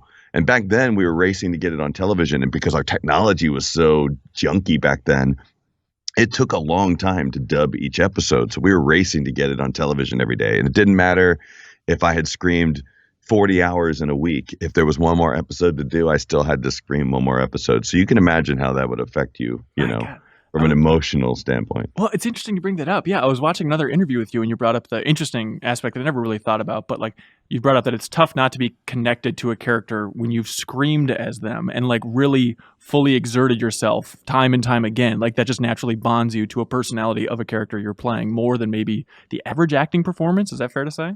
Well, I got to do something that's very rare in any sort of entertainment business, and that's the ability to take something that you've done, 20 years ago when you hardly knew what you were doing, and have an opportunity to do it again. And because of the games, we've had this opportunity to revisit the story again and again and again and again. And every time we've done that, like I think over 50 or 60 times now with games, you really do start to learn more about your character. So now we had an opportunity to do this show called Dragon Ball Z Kai, which is running now on Cartoon Network. And that was basically the true story of what this, we got to go back, retranslate it, revoice everything. Granted, it got rid of some of the stuff that, some of the nostalgic stuff. It got rid of like Yamcha's cats love food and stuff like that. But in general, we went back to really trying to tailor the show to kind of what the real meaning and the true spirit of Dragon Ball was. But in doing so, I learned so much more about Vegeta's character. I learned so much more about Goku's character. I learned that I can't stand Goku, and I now know the reason why I can't stand Goku. I mean, what kind of stuff do you learn? Is it just a matter of like once you know Vegeta's full arc for Dragon Ball Z, at least to play into being even more dickish out of the gate? Is it as simple as that, or what are some of like the higher lessons you've learned? Well, I've kind of learned kind of the boundaries of what, like, of who he really is. Because when you start playing the character, like originally I popped in and you don't know a lot about Vegeta's backstory, but the more you go through the series, the more you learn about his backstory. And just like any show that's written today, well, different than any show that might be written today, we didn't know what was going to happen to Vegeta by the end of the series. The Japanese weren't very forthcoming with their materials back in those early days. So the only dub we had to reference back in those days was the Spanish dub of Dragon Ball. I hadn't even heard the Japanese version of Dragon Ball Z. Really? So did you base your voice more on the Spanish version of Vegeta then? No, because the type of the equipment we were using didn't even allow us to see or listen to the voice and the music together. Like we didn't get to hear the picture with anything. We recorded Dragon Ball Z basically in a vacuum. It was just like this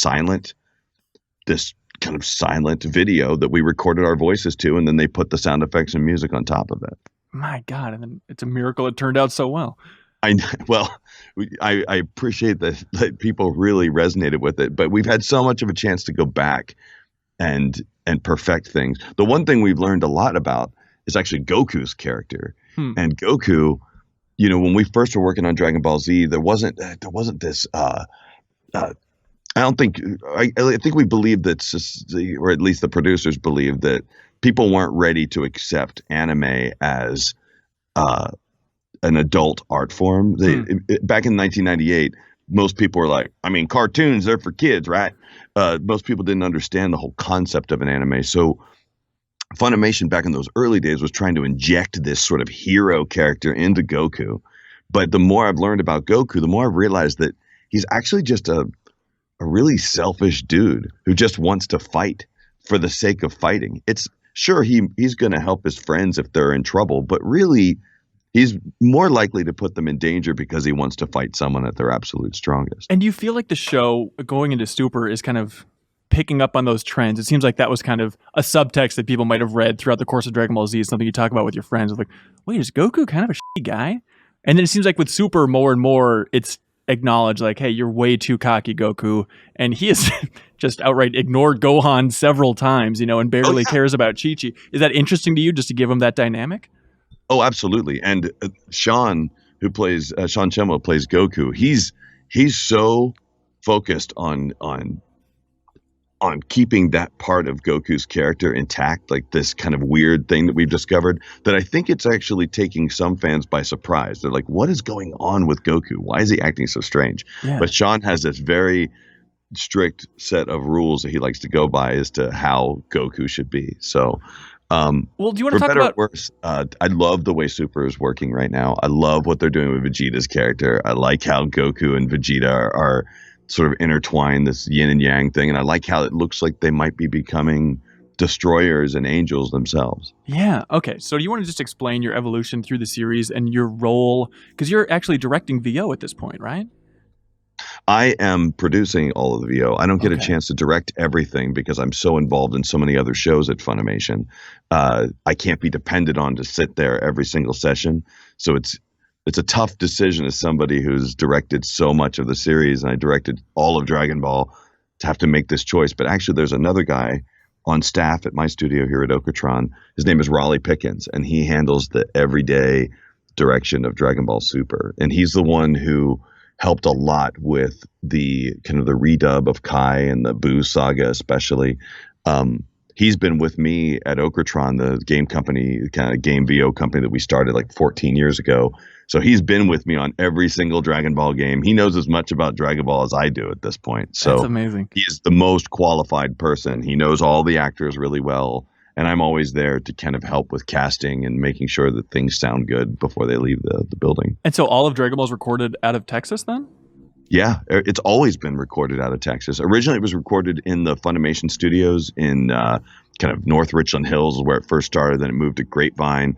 But now all of it is recorded at my studio at Okratron 5000 in Dallas, like down kind of North Dallas. So how do you feel like you and everybody you work with down there has kind of steered the show? How do you feel? How much of an impact on the actual content of the show do you feel like you guys have had? Well, we get to have, like, we have to some degree full creative controls to what we want to do. Now, granted, we also feel like we have a huge responsibility to maintain the integrity of the original show.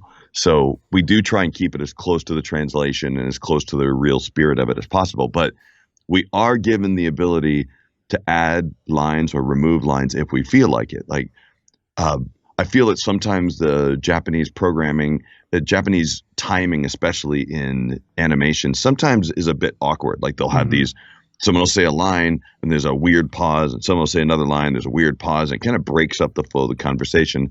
And I feel like it's our responsibility as the producers and the directors of Dragon Ball Z to make sure people in America enjoy the show as much as people in Japan would enjoy it. And if that means adding subtle things here and there, or adding a line here and there just to kind of make the dialogue feel more natural, I'm all about it.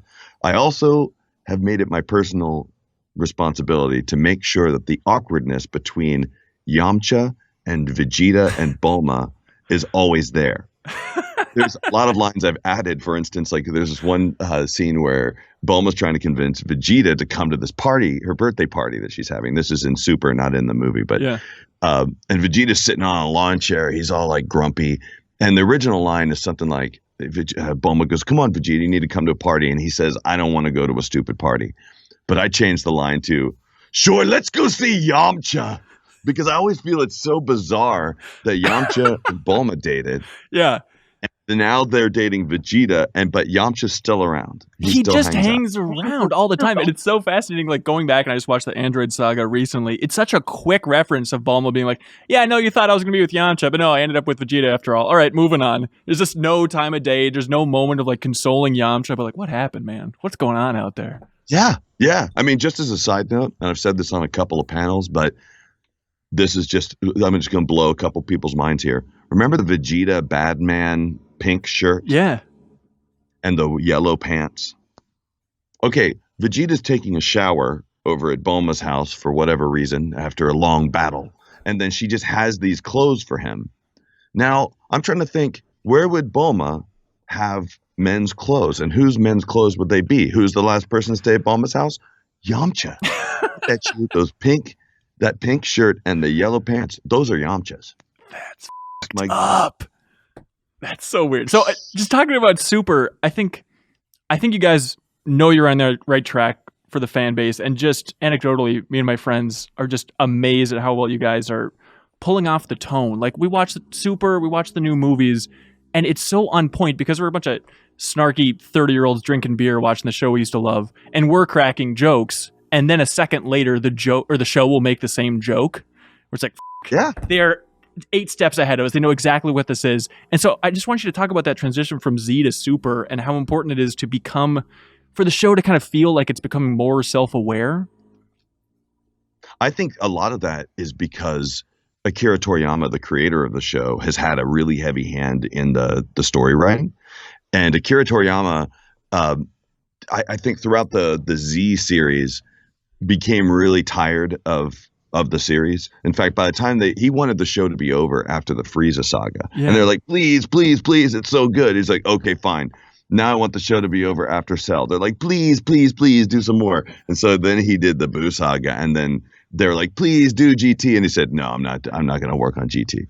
So I think by the end of Dragon Ball Z, he was exhausted, and it was just a lot of combat, a lot of fighting. But now with Super, he really, his true spirit has come out. And if you want to know what Akira Toriyama's true spirit is, you got to go back and watch the original Dragon Ball series. Yeah. And I feel like Super is a nice, weird combination between his original Dragon Ball series and Dragon Ball Z, like combined into one thing. It's like super whimsical and fun, and there's a lot of joking around, there's a lot of character building, but there's also some cool combat. And as the Super series goes on, for those of you who are watching like the subtitled version, it gets pretty intense, it gets pretty bizarre.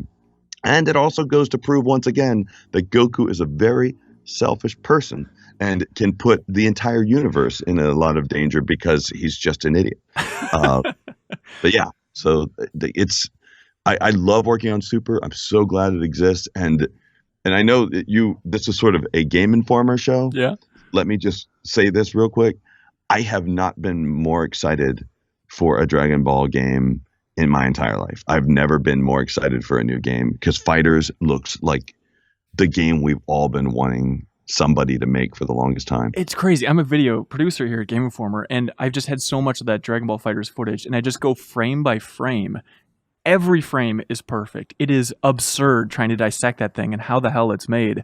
Yeah, I mean, it's got to be, you've done so many games at this point. Can you compare, I don't know, just the hype or the level of feedback you've received on FighterZ versus previous games? Well, I haven't felt like this whole past couple of years has been a whirlwind, the past few years especially, because Dragon Ball Z has sort of entered the common, it's entered pop culture again in a really big way. It sort of has this weird resurgence. And with that has come like more mature games, and they're actually taking the time to make some interesting games. Xenoverse is an excellent game, and like it plays really well. It's a fun game, and people were really stoked when Xenoverse came out. I just can't believe that they're finally doing this sort of Street Fighter-esque type 2D fighting game that's 3-on-3, and those cutaway scenes are amazing. And one thing that I don't know if they've talked about this publicly yet, but the way they framed the story for this, I don't want to go into it, but I will say that it does some very clever stuff. I'm gonna go ahead and say this because, hey, I can say this, and if I get in trouble, I'm sorry. But they do a lot of fourth wall breaking in the game, where literally the characters acknowledge the fact that they're being controlled by somebody else. For instance, Bandai Namco's favorite character, Yamcha,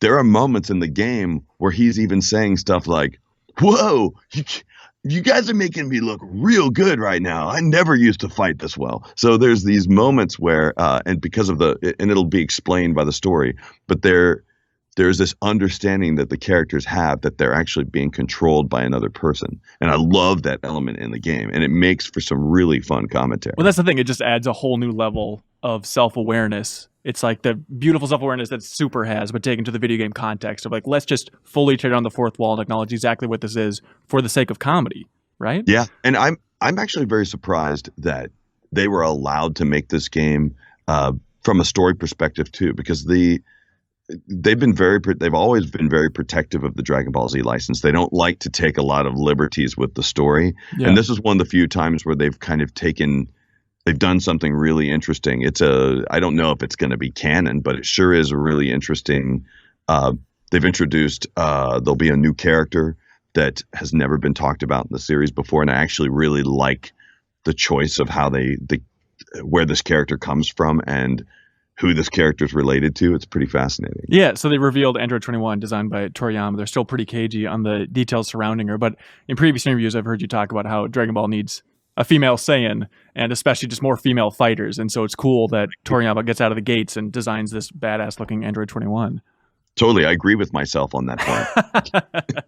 No, it's a fun character. I don't know if it's been announced, but one of our kind of the favorite actresses right now that hasn't worked on Dragon Ball before, we actually got to use her on this character. Her name is Jeannie Tirado, and she's super talented. She's super fun, and we've been using her on a lot of things here at the studio. So we were happy to be able to kind of introduce her to the Dragon Ball universe as well. Yeah. What's your thoughts just on that idea of a game being canon versus not? How much do you care about kind of like the holy sanctity of Dragon Ball? Or are you at a point now after 18 years where you just see it as it's a platform for fun? Like whatever you want to do, go nuts.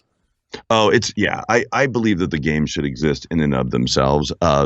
Well, for personal reasons too, because a lot of the times, especially because we're so behind the Japanese on the dub, when they release these games, they start giving us characters months in advance of characters that we won't even see in the dub for another year. Right. And that became problematic because Beerus, for instance, showed up in Xenoverse before he even showed up in the series, or actually before the series was even released. Yeah. So and because of the timing, the Japanese don't always want to give us a lot of detail because they don't want it to be leaked. So, for instance, Goku Black. Yeah. That character showed up really early in the games, long before he ever showed up in the series. And we're like, who is it? And they go, we can't tell you. Like, can you tell us anything? Because we kind of need to know because it's important. It's a character. They go, he is an evil Goku. We go, okay, but can you tell us anything at all about like who he is or where he's from? Or like, is it actually played by Masako Nozawa, or will it be played by our lead actor? Is it somebody different? Is it an actual different person? Or is it the same person? Who is it? They go, we can't tell you anything. So in a lot of cases, the game, we just sometimes have to move forward with stuff on the game that we're not entirely comfortable with, just for the sake of getting it out. And then I don't necessarily like to have to commit to doing that exact thing on the series. So sometimes you might see things show up in Xenoverse, like for instance, Goku Black's voice. that we probably won't do that same voice in the series, but that's just all the info. We were basing that voice on the information we had. And then once we get the series in and we can kind of ingest it and understand really what the character is, then we like to make our decisions then. That's really interesting. So it seems like the games in general kind of like a first draft at a voice, but without the context. Sometimes you nail it, sometimes you don't. Yeah, like in the case of Beerus, we nailed it. As soon as I heard the Japanese voice of Beerus, I was like, I know exactly who that needs to be. Yeah. Jason Douglas is amazing. And if you didn't know this, Jason Douglas, who plays Beerus, also happens to be a face character that you would recognize in The Walking Dead. Oh, really? Yeah. Okay. He's I forgot what is his character's name. Donald, do you know what his character's name is? It's called like Abel or Jacob or something like that. Or he's just one of the dudes who I know he kisses Carol, if you guys remember that. That's good. I mean, Beerus and Whis are such a good combo. You want to talk about just the voices for, I guess, Whis specifically then, and that pairing? Oh, yeah. What you think about that couple? Oh, I adore, and by the way, we just pulled it up. He is Tobin. Tobin. The Walking Dead. Gotcha. He's still alive in the show right now. Okay, good to know. So, anyway, so Beerus and Whis, I love. They're like a weird. They're like a weird married couple, yeah, sort of. Yeah. Where Whis is sort of the femme character, and Beerus is the kind of the angry, grumpy dude who sleeps all the time. And what I loved about the relationship is you first are introduced to Beerus and Whis, and you think that Beerus is the more important one, and when we were looking at the script, I noticed that Whis called him, my lord a lot or lord a lot. We actually tried to remove the instance of my lord and just changed it to lord because we knew that ultimately Whis was Beerus's trainer. Right. So we knew that ultimately Whis is probably stronger or at least a better fighter than Beerus is. Yeah. I think I love Ian Sinclair. He's the voice of Whis. You would know Ian's voice from a show called Space Dandy. Did you ever watch that show? No, I didn't watch Space Dandy. No. Oh, you got to see Space Dandy. It's bizarre. All right. That's just another show. Yeah. I like it when, by the way, I like in this video that when you get really excited about something, you kind of bob up and down. And when you put your arms on the table, I think it actually moves I feel like it moves the camera. Yeah, we're going for like a 4D too. effect. We really want you to feel this interview, every emotion that I'm having. That's how we connect on this At the level. end of the interview, you need to pretend to power up and shake the table so it looks like the earth is shaking with you. I think that was last week.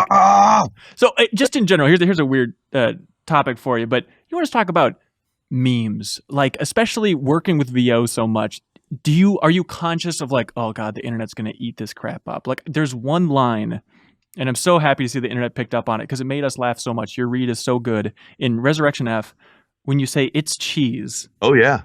It was just one of those moments like, you could have performed that 1,000 times. You cannot get a better line read just of the words, it's cheese. That is so funny and so perfect and tight. Are you conscious of that in the booth? Do you think about what's going to blow out into internet meme culture these days? You never, if there's not a person who would have ever guessed that the phrase over 9,000 would have ever been popular. Exactly, so it's impossible to gauge what's going to be popular. However, it was really funny when we got to that it's cheese line. Do you know how many times I had to read that line in order to get it right? Now, this is a trick question. Once. It just felt so good the first time I read it. I was like, the second I saw that moment, I knew exactly how Vegeta would say that line. He's so annoyed. He's trying to get some training from someone. And here it is, like, someone's having this pointless conversation about something so benign as, like, what's that that gooey substance on this pizza? And it would annoy Vegeta to his very core. So the it's cheese line is also one of my favorites too. All right, good to hear. So you mentioned the story of FighterZ has been kind of surprising for you that they'd allow something so wacky. What are the other big surprises you've had maybe in the last couple of years about Dragon Ball and the direction of Dragon Ball? The surprise alone was just the fact that there was more of it. We were working on it for so long. Working on the series for so long. I never knew we were going to get anything else. When people would ask me in an interview, like, if you could get a wish from the dragon, what would it be? And I would always say, like, more Dragon Ball Z episodes or something. We got that wish, and it's kind of been perfect. There's a character coming up that we still don't know. I still don't know a whole lot about, but there is a My favorite character has just shown up in at least our version of the dub. I don't know if it's been on television yet, but he'll show up very quickly. You'll recognize him immediately because he's a bizarre character. He just pops in, says some things, scares the hell out of everybody, and then disappears for a while. When you get to that character, you will know it is my favorite character so far in the show. Just because of the mystery? Zeno, Zeno, Zeno, and Okay. he is amazing. If you look at my Twitter profile, actually, yeah. which is at Voice of Vegeta, and that's not a plug. I just want to show you where to go. Somebody did a really funny drawing of him because Zeno has this almost oval-shaped head, and someone drew a picture of Zeno with like his head under his arm, and it's actually Stewie's head from Family Guy. But man, the character is so funny because you get to a point in the series where you have all these characters like Beerus and Whis and Goku and Vegeta, and they all are scared of. Up to this point, they always thought that Beerus and Whis were the end all be all. Right. And just like when the dragon shows up and is really terrified of Beerus, this little guy shows up and everybody is terrified at this Zeno kid. And I can't wait for you to hear his voice. It is brilliant. And we're sticking very close to what the Japanese did, and it's really hysterical. It's nice to see you so passionate still about Dragon Ball after 18 years. Like, how much time do you spend thinking about it? Do you ever just lie awake at night and think of like, what would be the ideal little side story for Vegeta? Maybe we could give like Vegeta like the Logan treatment. Do you ever just think about weird oddball things like that? Actually, we do, because I live most of my weekends interacting with fans because I go to conventions almost every weekend these days.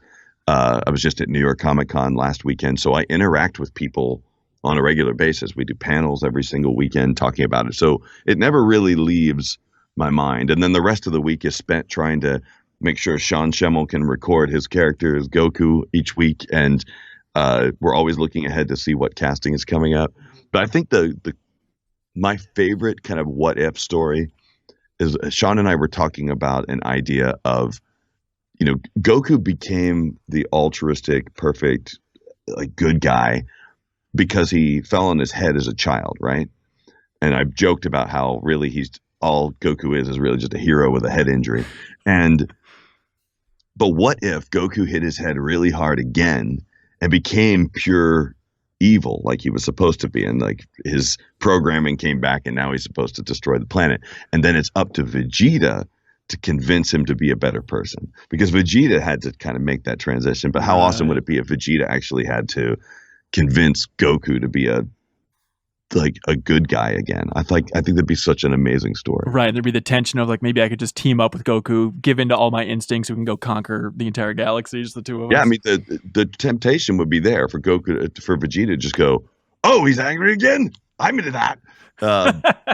So, except I think it'd be good because of his much better character that he has now, for him to really be trying to convince Goku, like, you don't need to destroy everybody. These are good people, et cetera, et cetera. Yeah, absolutely. Well, hey, I've kept you here too long, Christopher, but hats off to you and the team. I mean, the localization is just pitch perfect in every way. You guys are doing an amazing job.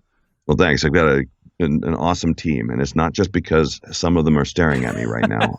It's because I truly mean it. Awesome. Well, again, thanks again for your time. Talk to you soon, bro. All right, but that's not it for this episode of the Game Informer Show. We're also going to talk about Dragon Ball Super, the first kind of 3-ish sagas. So up through episode 36. JV, you have not seen it because you're not great, so you really have to get out of here, buddy. Okay, bye guys. Bye. For the rest of us, stay tuned, and we're going to learn all about Dragon Ball Super.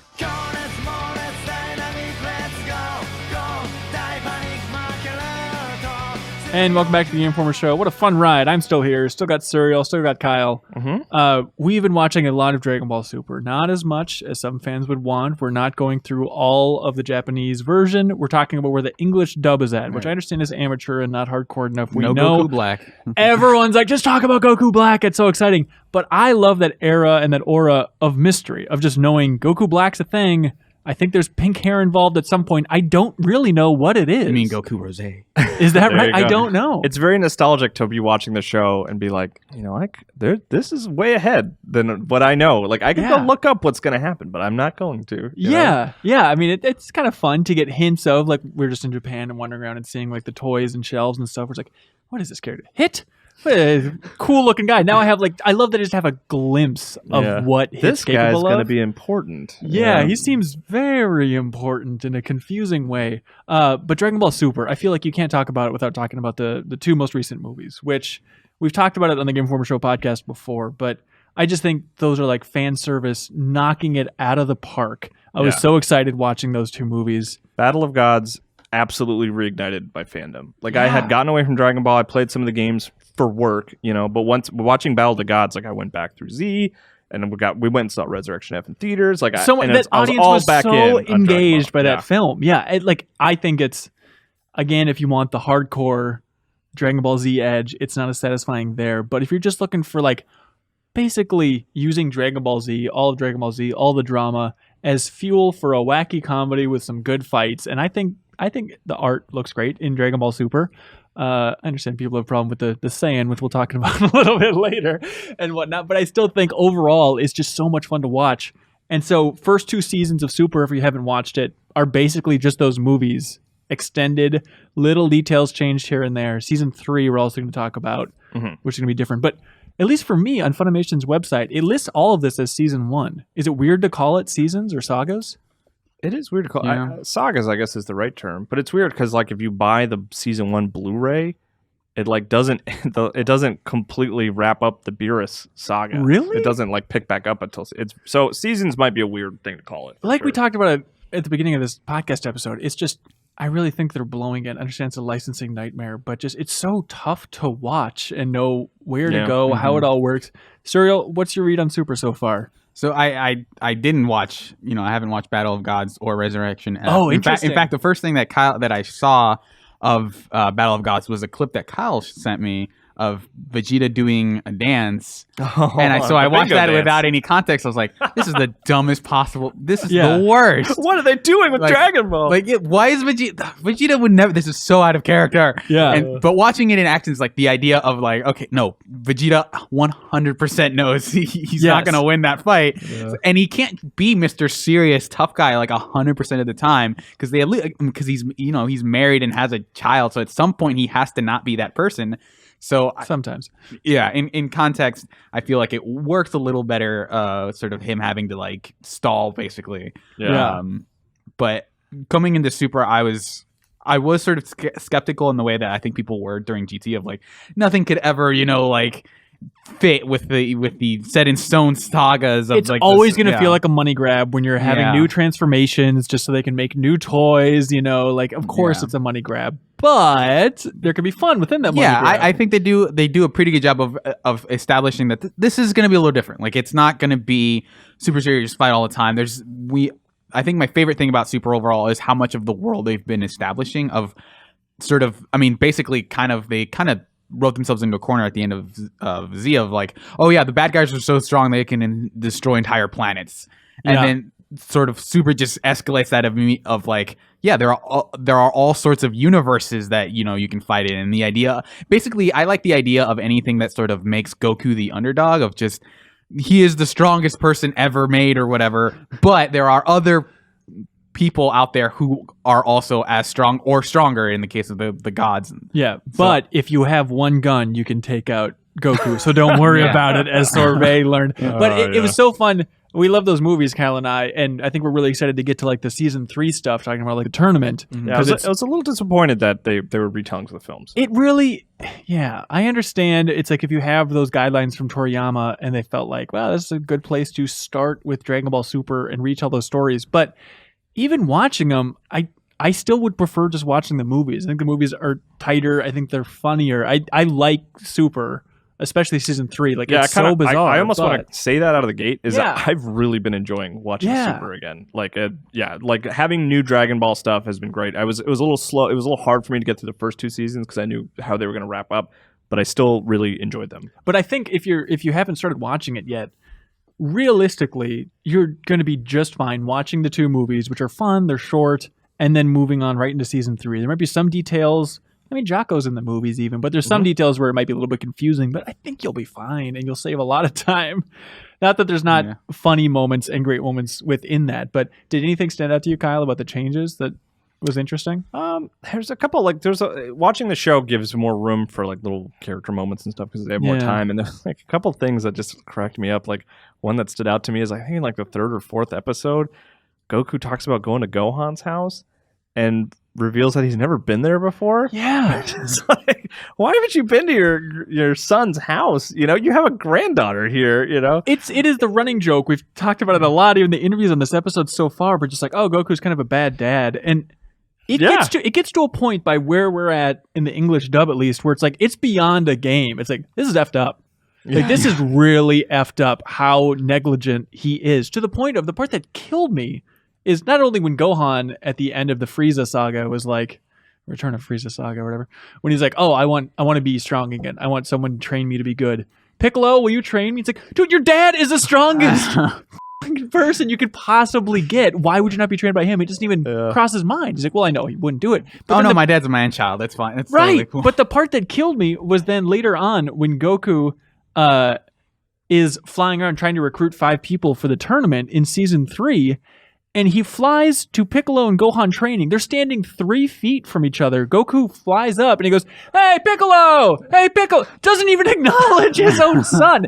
If they like revealed a secret saga where Gohan tried to murder him, or I don't know what would be so terrible to do as a son to make your father disown him, but that's what it feels like. You find out like Goku isn't his actual father, so he just resents him, and or something. After the Cell Saga, he found out, and so that's why they never spoke again. Well, because Vegeta is even trying to like recruit Gohan, where he's like talking about the 5 strongest, and Vegeta's like, "Oh, the person with the most latent power is clearly Gohan." And Goku's like, he's not ready. He's a nerd. Yeah, it's crazy. And there's I do like the scene where Gohan's like, "Yeah, I'm ready to help you guys with this fight." And it's like, well, hold on, I gotta train.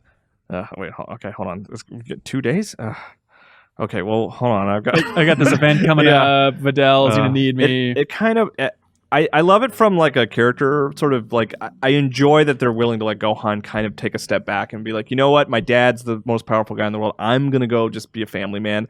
But it does kind of make me sad that Gohan's just not the fighter that he used to be. Because I always like after the Cell Saga, I was like, Gohan's it. You know, like he's the future of making sure the Earth is safe, but obviously that didn't happen. You know, well, Toriyama even said that in an interview talking about like he started the Buu saga assuming like Gohan was the star of the show. He's like, he's just the new Goku. Goku's getting too old. He's going to be the new Goku.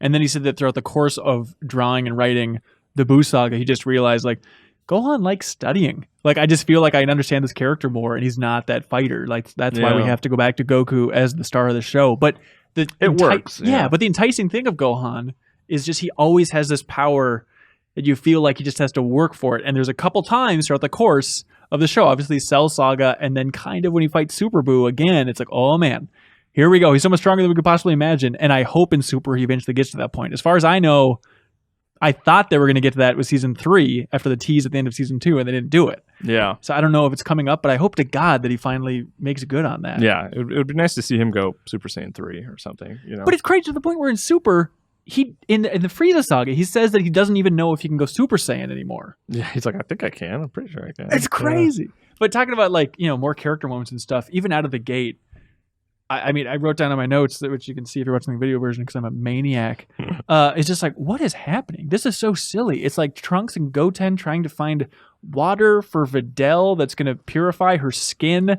It's weird. But then I love... way to kick off the show. Yeah, no kidding. And then like Goku is just on the farm working the farmer's life with Chi-Chi harassing him that he should be making some sweet promotional bucks. Yeah. And then I like Mr. Satan just giving him just a crap ton of money, you know, and then Chi-Chi's like, all right, you can go now. You're good. You brought in some bacon, so go beat up dinosaurs or whatever it is you do when you're never here. Right. I think it was a cool touch though when they showed, I think they had like a wide shot of the farm that he's been working on, and just like craters and pockets because clearly he's been training because he can't resist it. It's very Nathan Drake Uncharted 4. Like you can't keep this man from adventure. He wants to fight. I do like when we're kind of jumping around a little bit, but I do like when he goes off with Whis. You know, he's like really wants to train with Whis, and he's waiting around at Bulma's house. You know, yeah. And Chi-Chi's like, no, don't go. And then when he finally leaves, she's like, well. Oh well, I tried my best. It is such a frustrating thing to watch. Just like they'll be like, Goku, you can't. This is irresponsible, and then he does whatever. And like Vegeta does that to some degree too with Bulma, just like completely disregarding her. Like, don't go train. Just stop doing that. I know I work for the richest corporation on the planet, but like. Come on. And then he's like, nah, I'm going to go train. I feel like Vegeta, it's a weird thing, but Vegeta and Bulma's relationship is so much more real. I feel like so much more grounded in Super, but especially compared to Goku and Chi-Chi, where it just seems like, whatever. Like, that whole family's just shattered. I don't think Goku's even talked to Goten in Dragon Ball Super so far. It's insanity. But, like, the Bulma-Vegeta tension, I think, is super fun, and especially comes through the drama where Beerus hits Bulma and Vegeta loses it. Like, there are good moments there. I feel like in watching Z, like, it really did feel like, oh, they're together? Okay, like Bulma and Vegeta, but now like I love when Vegeta finally makes good on that promise to Trunks of like, yeah, we'll go. You landed a hit. I promise that we'll take you to the amusement park or whatever. And I love him just standing on top of the airship as Bulma flies, and it just. And like the way she's like, I'm gonna try to knock you off, like flying through the trees, and he's just stalwart, like, yeah, try your best. Like I feel like I could kind of see why they got together almost to a certain degree, you know? Yeah. Well, they even she likes to push him, you know, and like he's just they're both kind of competitive in their own ways. Yeah. Well, that's exactly it. It was interesting when then they had that moment, and it's just a small little moment, but every moment with the wives, I'm sure some people are annoyed because it's not fighting and stuff, but I really love those little glimpses. But there's just a brief one where Chi-Chi and Bulma are talking. Wait, or is it Vegeta? At some point, someone says. They're like, oh, well, the Saiyans, everyone knows that they're naturally attracted to, like, strong, argumentative women. Yeah, and then Piccolo's Vegeta like... and Goku were talking about okay. I think it's when they briefly have their mustaches, right, for that one scene? Maybe, yeah. And so like, Vegeta... we're attracted to feisty women, and Piccolo has that moment where he's like, what? It all makes sense. Well, it's interesting. It's like it's just this common thing of like, well, everyone knows that about Saiyans, but, like, Goku didn't know that. It's just, like, a weird thing. He's following his genes, and turns out he wants a fiery woman. It came in the pathway from his pod when he fell on Earth. It was there. You like feisty women. Yeah. I love that little touch. I lived to in season 3 just to get the wife stuff out of the way.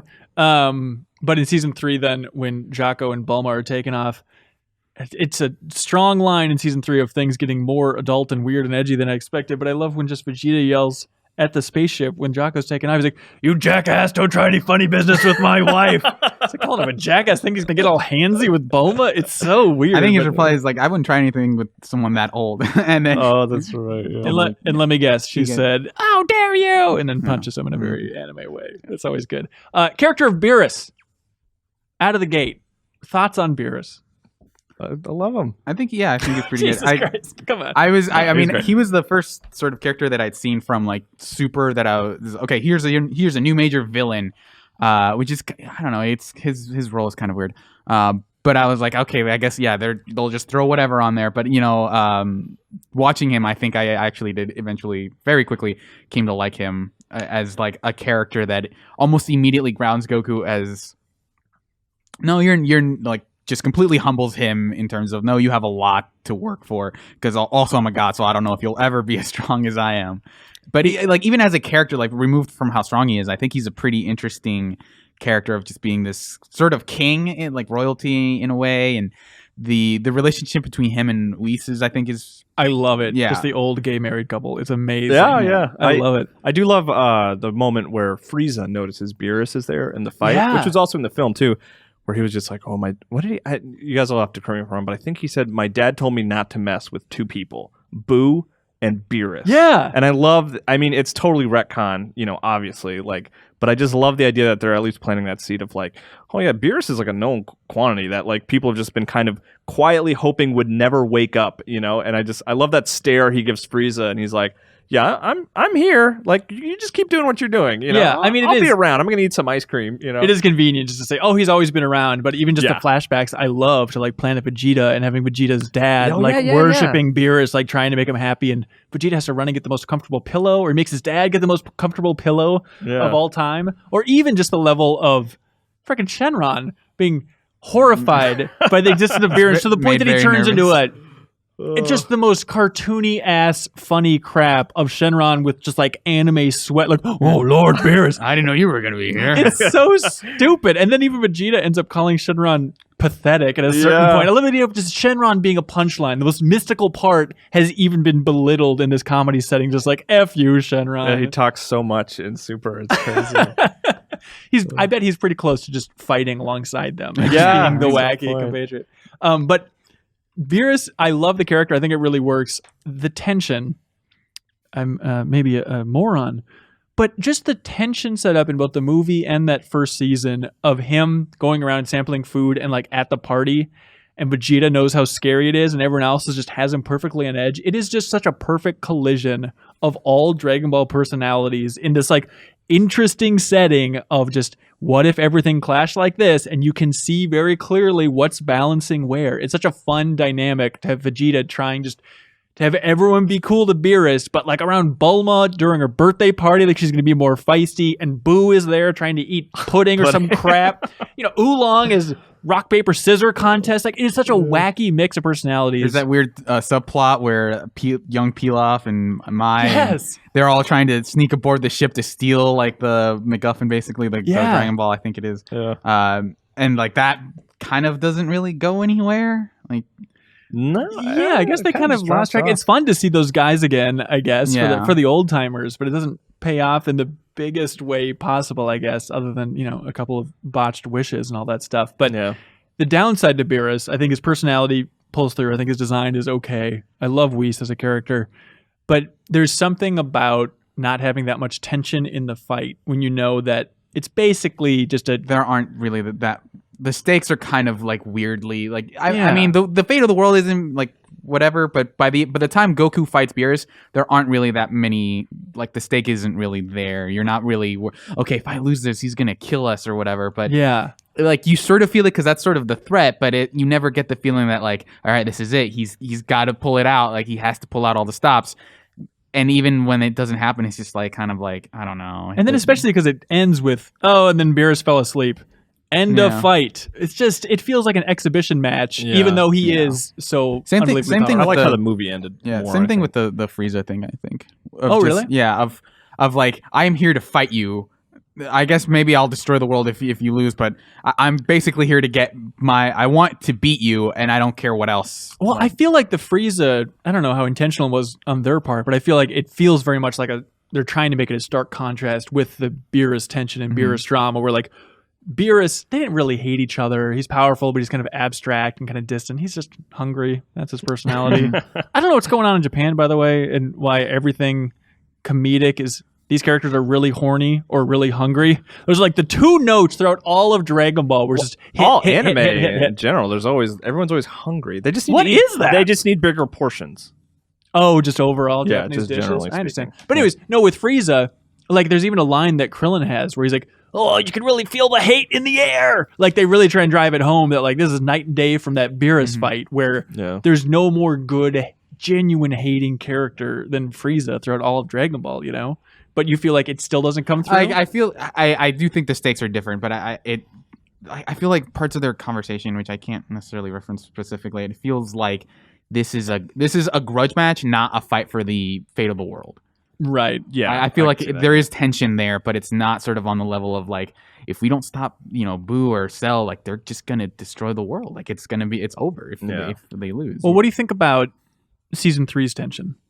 I think it works a little bit better. I think it's higher just because of the idea of different universes coming into play, but it still doesn't feel like the stakes they feel a little more abstract of like if universe 6. if universe 6 wins, something like They swap Earth? They I swap don't Earth. know. Like, how does that affect the planet? Like, Right. who knows? Like, it doesn't feel. Is it all the people on Earth have to go to crappy Earth in the other universe? I guess so. Yeah, it's a weird thing, and so I think the tension there is more like Goku and Vegeta wanting to prove how strong they are versus like we need to step up and do something. I think you're right for like the larger scale, but actually like the drama minute to minute, I feel like it works better. Where even in these fights, if a character dies, realistically, there's going to be wish back. It's not going to be that big of a deal. But even though it's not a matter of life and death, I feel like it adds a lot of drama to the fights in season 3, having like that rule set. I think it's super fun where it's like, if you touch the ground,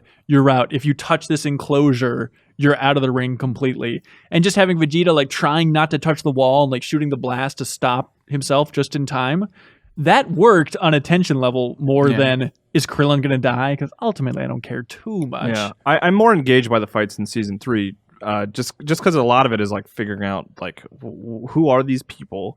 They're all freaks. Yeah, how are they related? How are they related to our universe? Yeah, and what is the fight going to be like? It's more like watching a puzzle kind of unfold, like especially with the robot and Vegeta. Yeah, it's like how is he going to get out of this? So in that way, it's so hot in there. It's super hot, and that's like what we were talking about earlier, where Vegeta just won't give in. Like the simple response of like, Vegeta, fly lower, it will help you tremendously, and he's just like, no, I don't want to do that. Yeah. But I'm more, and it could also be a product of me having watched the films, Yeah. But where I am more engaged by the season 3 stuff, and we kind of talked about it a little bit early on of just like from a distance when I kind of learned secondhand, I was like, what, they have alternate universes? I was like, man, that they've run out of people for Goku to fight. It's so now some he has to Marvel fight. crap. And I didn't like it, but then after watching it, I really like it a lot. Like I love learning about Frost, and I like seeing the alternate version of Planet Vegeta. That's amazing. Like, touch. I really. So that aspect of it. Okay, the really Vegeta enjoy. thing is so interesting because in Universe 6, well, first of all,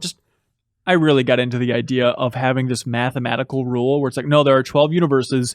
Every pair of universes that adds up to 13, they're sister universes. Yeah. It's that rule set that Dragon Ball's fascinating. Really It's a useless There's no detail confusion here. Yeah, it's a useless detail. Where it's like, oh, okay, I now have something to remember specifically instead of just, I don't know, alternate universes. But the idea that, oh no, it's, what is it? Universe 12 and 1, they're a partner, yada yada, extending on beyond that. But the Saiyan stuff I think is so fascinating because it's so easy when you introduce like an evil twin, which is basically what the idea of Saiyans from another universe would be, to have them be the super evil ones. And I love the twist of the Saiyans in that race are the sheriffs of the galaxy, and they're like, what? Your planet Vegeta? You just ran around and conquered other planets? Like, what the hell? Like, I love the idea of just like this shame for how barbaric the Saiyans are in our universe. And it's one of those few moments that Vegeta really felt like he's always pushing against the idea that like you're a good guy now. Like it's in Battle of Gods, they were like, you have a pure heart now, and he's like, no, I don't want to admit it. Yeah. But then when talking to that kid, he's like, don't worry, we're okay now. We're the good guys now. Which I really appreciate it. Because we're the only ones left. Don't question it. I won't go into it. I'm one episode ahead of you, Kyle. Yeah. I think it's my favorite episode of season 3. Okay. Yeah, I've the one watched- that includes the Saiyan fight, the Saiyan from Universe 6. I think it's I've really watched cool. up to the end of the robot fight. Is where I Okay. am, Yeah. so. You know what's coming up next. Yeah, I've started the Goku Black thing, but it's Oh, I don't really? I don't want to spoil sort of the rest of that saga, but I think it goes places. I think it does. Those places. Huh? It goes places. Yeah. Do you like it? Did you like it more than the first 2? Yeah. As a season, I definitely enjoyed it more than the first 2. There's a weird stretch at the start of season 3 where it's like these episodes back to back where it's like, holy cow, you guys. Like when Jocko and Bulma go to see Master Zudo after Vegeta says, don't F my wife, when they go see Master Zudo, and it's like talking about Bulma's boob size for a while. And like her dimensions, and then Jocko at a certain point said, "Oh, Bulma, your brain's getting as saggy as your boobs." It's like, you jerk! It's like, what the hell is this? Yeah. And then We're all friends. like next scene, it's Boo in the travel cube in his pants. It's like, what the hell is this? And then right after that, the ultimate fighter in the universe or whatever that Beerus introduces is like, I'm Nipples. I have very large nipples. It's like, okay, I love silly Dragon Ball, but like this string of back-to-back poop and nipple jokes, like what are we doing here? I do like though the idea that Vegeta comes up with a rule that ultimately screws his own team of like, we have to do a written test. Oh, and yeah. Blue just completely cannot do it. Of course. That was. They should be able to understand the rules. What was the logic? I feel like they were referencing something with the need to do a written test. They didn't want them to bring in like monsters. Yeah, basically, like right? people like who wouldn't Mayas. who don't have a consciousness, basically. I love how, I know we love the strict rules of Dragon Ball, but it's pretty murky in this competition. Like, I think that guy has a weapon. No, that's part of his body. Like, hey, that's a robot. It doesn't count. Well, the metal men from our universe are actually living creatures. It's like, what does anything mean anymore? the molten lava in his body. It's technically in his body. So stupid. He probably sucked it up from outside, but right now Yeah. it's inside Or him. even dumb shit like Frost and his weird little putting you to sleep Needle, spike, yeah. where it's like, he's like, it's part of my body. He never says it's or admits it's a weapon, but they just claim Yeah, I it's a guess that's weapon. True. And he also has the other one where it's like he I guess removes the needle and it's just acid. So it's like, how are you supposed to use those two in conjunction? Like, is it the same thing in just different amounts, Yeah. or do you just swap with by flexing your wrist or something? So were you into that twist of? I love the idea of nice Frieza and him like smiling in the beginning, and then the twist of he's just a smart businessman. I was like, I don't really care too much. It was funny. My wife and I were watching it and like arguing about it. I was like, no, I think he's really good. Like, I think this is the alternate. Dude, Yeah. like the other side of the universe, like, this version of Frieza would be good. And she was like, nah, that guy's a bad guy. I know it.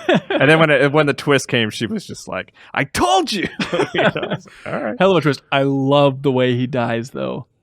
You've seen that, right? It's not in that episode. Well, he's Beyond. not dead. He right? loses. No, I mean, We're hit. yeah, he hit combined, But blows him up. he's like sitting on the bench. Oh, really? Yeah, he Oh, looks I like- thought he blew him up forever. Unless they carried a dead body back to the bench. Oh, it really, yeah, he's he either sitting looks it out. really dejected or Yeah. he looks asleep. Not Yeah. knowing where this is going, Hit just seems so cool. I love this bounty hunter, kind of like in a long trench coat. Like JB mentioned the Western thing earlier. It Yeah. just feels like this weird Western character like I've never seen in Dragon Ball before. The idea that the strongest fighter they have in their universe is just like some hitman. Yeah. It's not like, I'm the king of everything, or like I'm the greatest warrior. It's like, no, I just do it for work. He is literally the I'm just hitman. really good at my job. Yeah, absolutely. What do you guys think about power levels, transformations, and Super overall? I feel like Super Saiyan Blue is kind of like already old hat at this point. It feels like there is Super Saiyan, and then everything else is disregarded. Super Saiyan Blue is where it's at, and it already feels like that is already kind of matched by a lot of the opponents they're facing.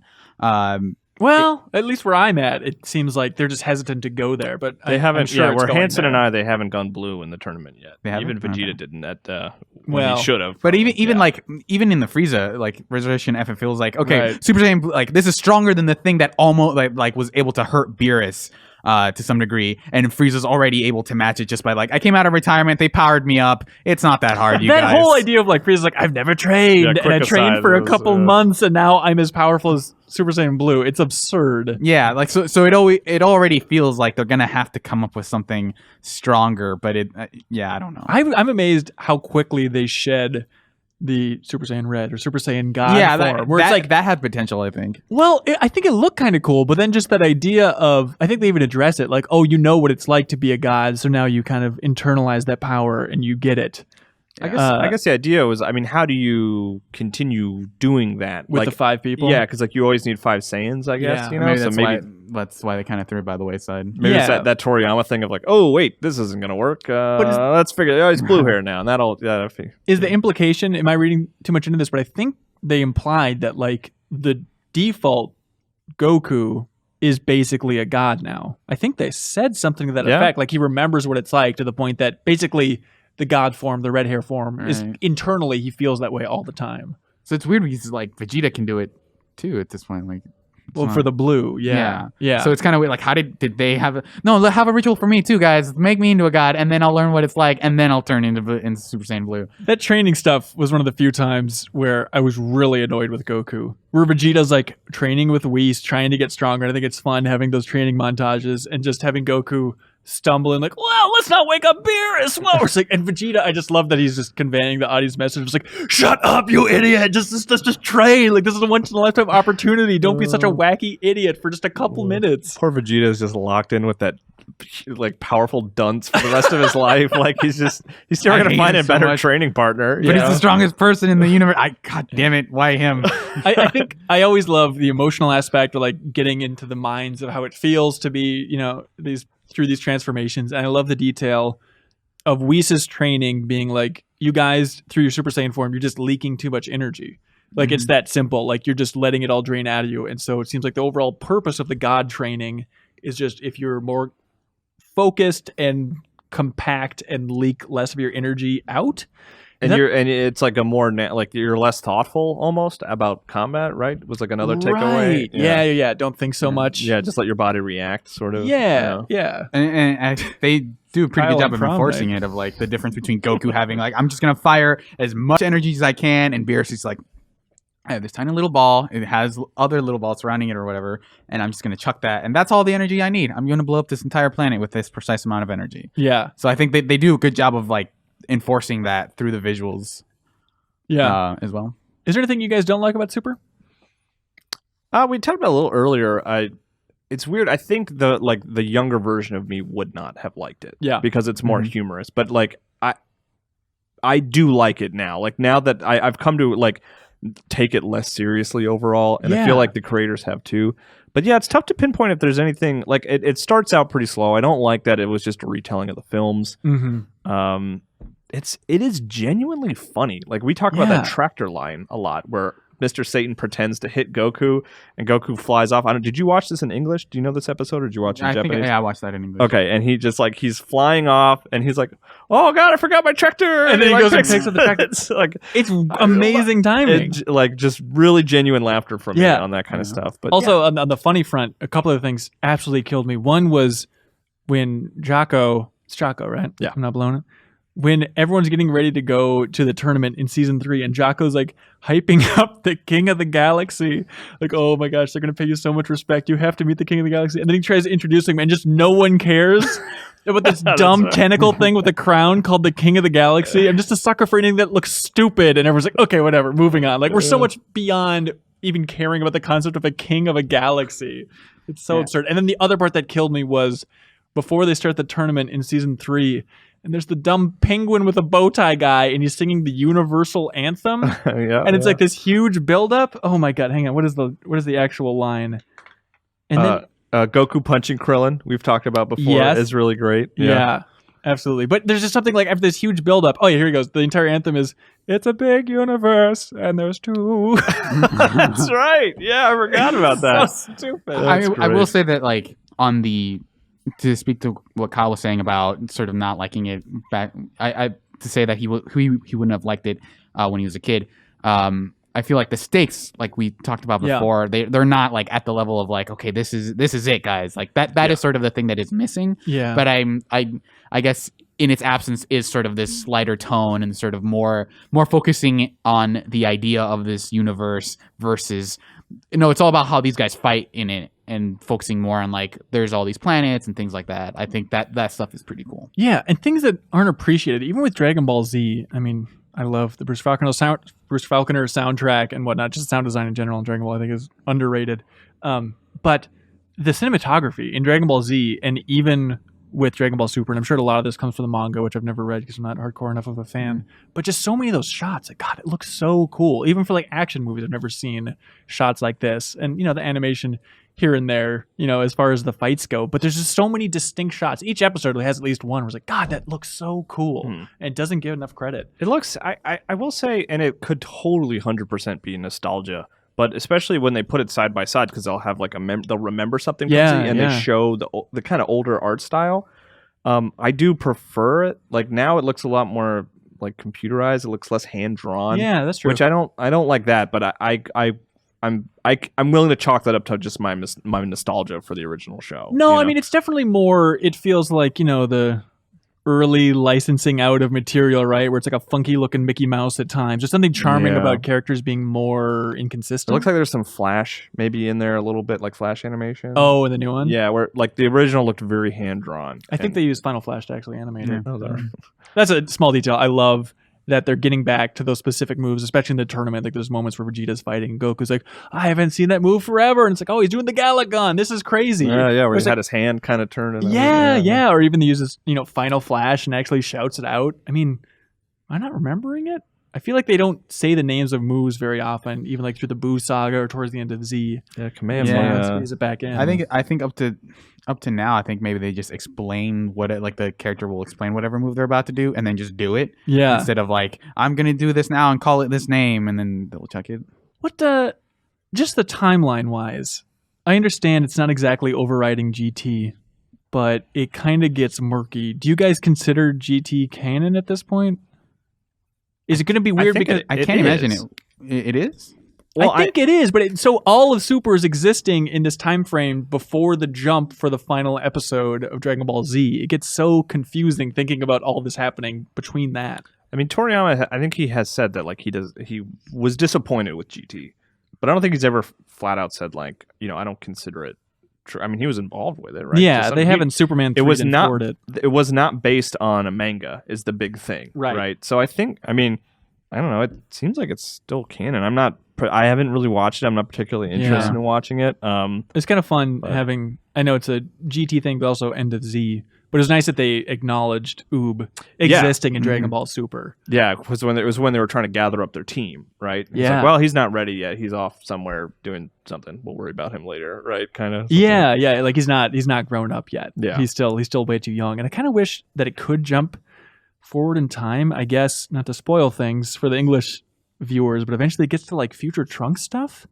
And I'm very curious how that works in this timeline because Trunks is still so young. So they do another time travel bit. Like I don't know how it's gonna work. Yeah, I haven't gotten far enough to know. Yeah. So. It's a real thrill, as you mentioned, Kyle, to watch new fantastically dubbed versions of Dragon Ball on a weekly basis. It's really crazy. It's exciting to watch Dragon Ball and like I said, kind of intentionally not know what's going to happen next. Like I've almost purposefully, but just been watching the show and as opposed to looking it up or watching Japanese. Like every week, I've been enjoying watching it for sure. Absolutely. Hey, if you're excited about the future of Dragon Ball, check out our hub talking about Dragon Ball FighterZ, the new game from Arc System Bandai Namco. DragonBall.com. Wait, no. GameInformer.com/DBZ. It's the place to be. Awesome, guys. Thanks so much for joining us on this long Dragon Ball journey. Let's do it again in like 2 months. Yeah. Watch more, and then we'll do another. We'll do it on the back half of a podcast. I would love to talk more Tweet about at Super. Yozetti. Tell him you want us to do that. There we go. Please do it. Yeah, definitely. If you enjoyed this episode, feel free to send it to a friend. We'd appreciate it. We did it for the Dragon Ball fans out there, so I hope that Dragon Ball fans find it. And that's it for this episode. I'm actually not going to be hosting the next 2 episodes of the regular Game Informer Show podcast, but we'll have fantastic guest hosts in the meanwhile, and it should be a fun time nonetheless. We're going to be talking about a lot of games. Finally get Suriel's real thoughts on Evil Within 2 over there. Keep it down, sir. So, yeah, stay tuned for the next regular episode of the Game Informer Show, which will be airing on Thursday. Bye, everybody.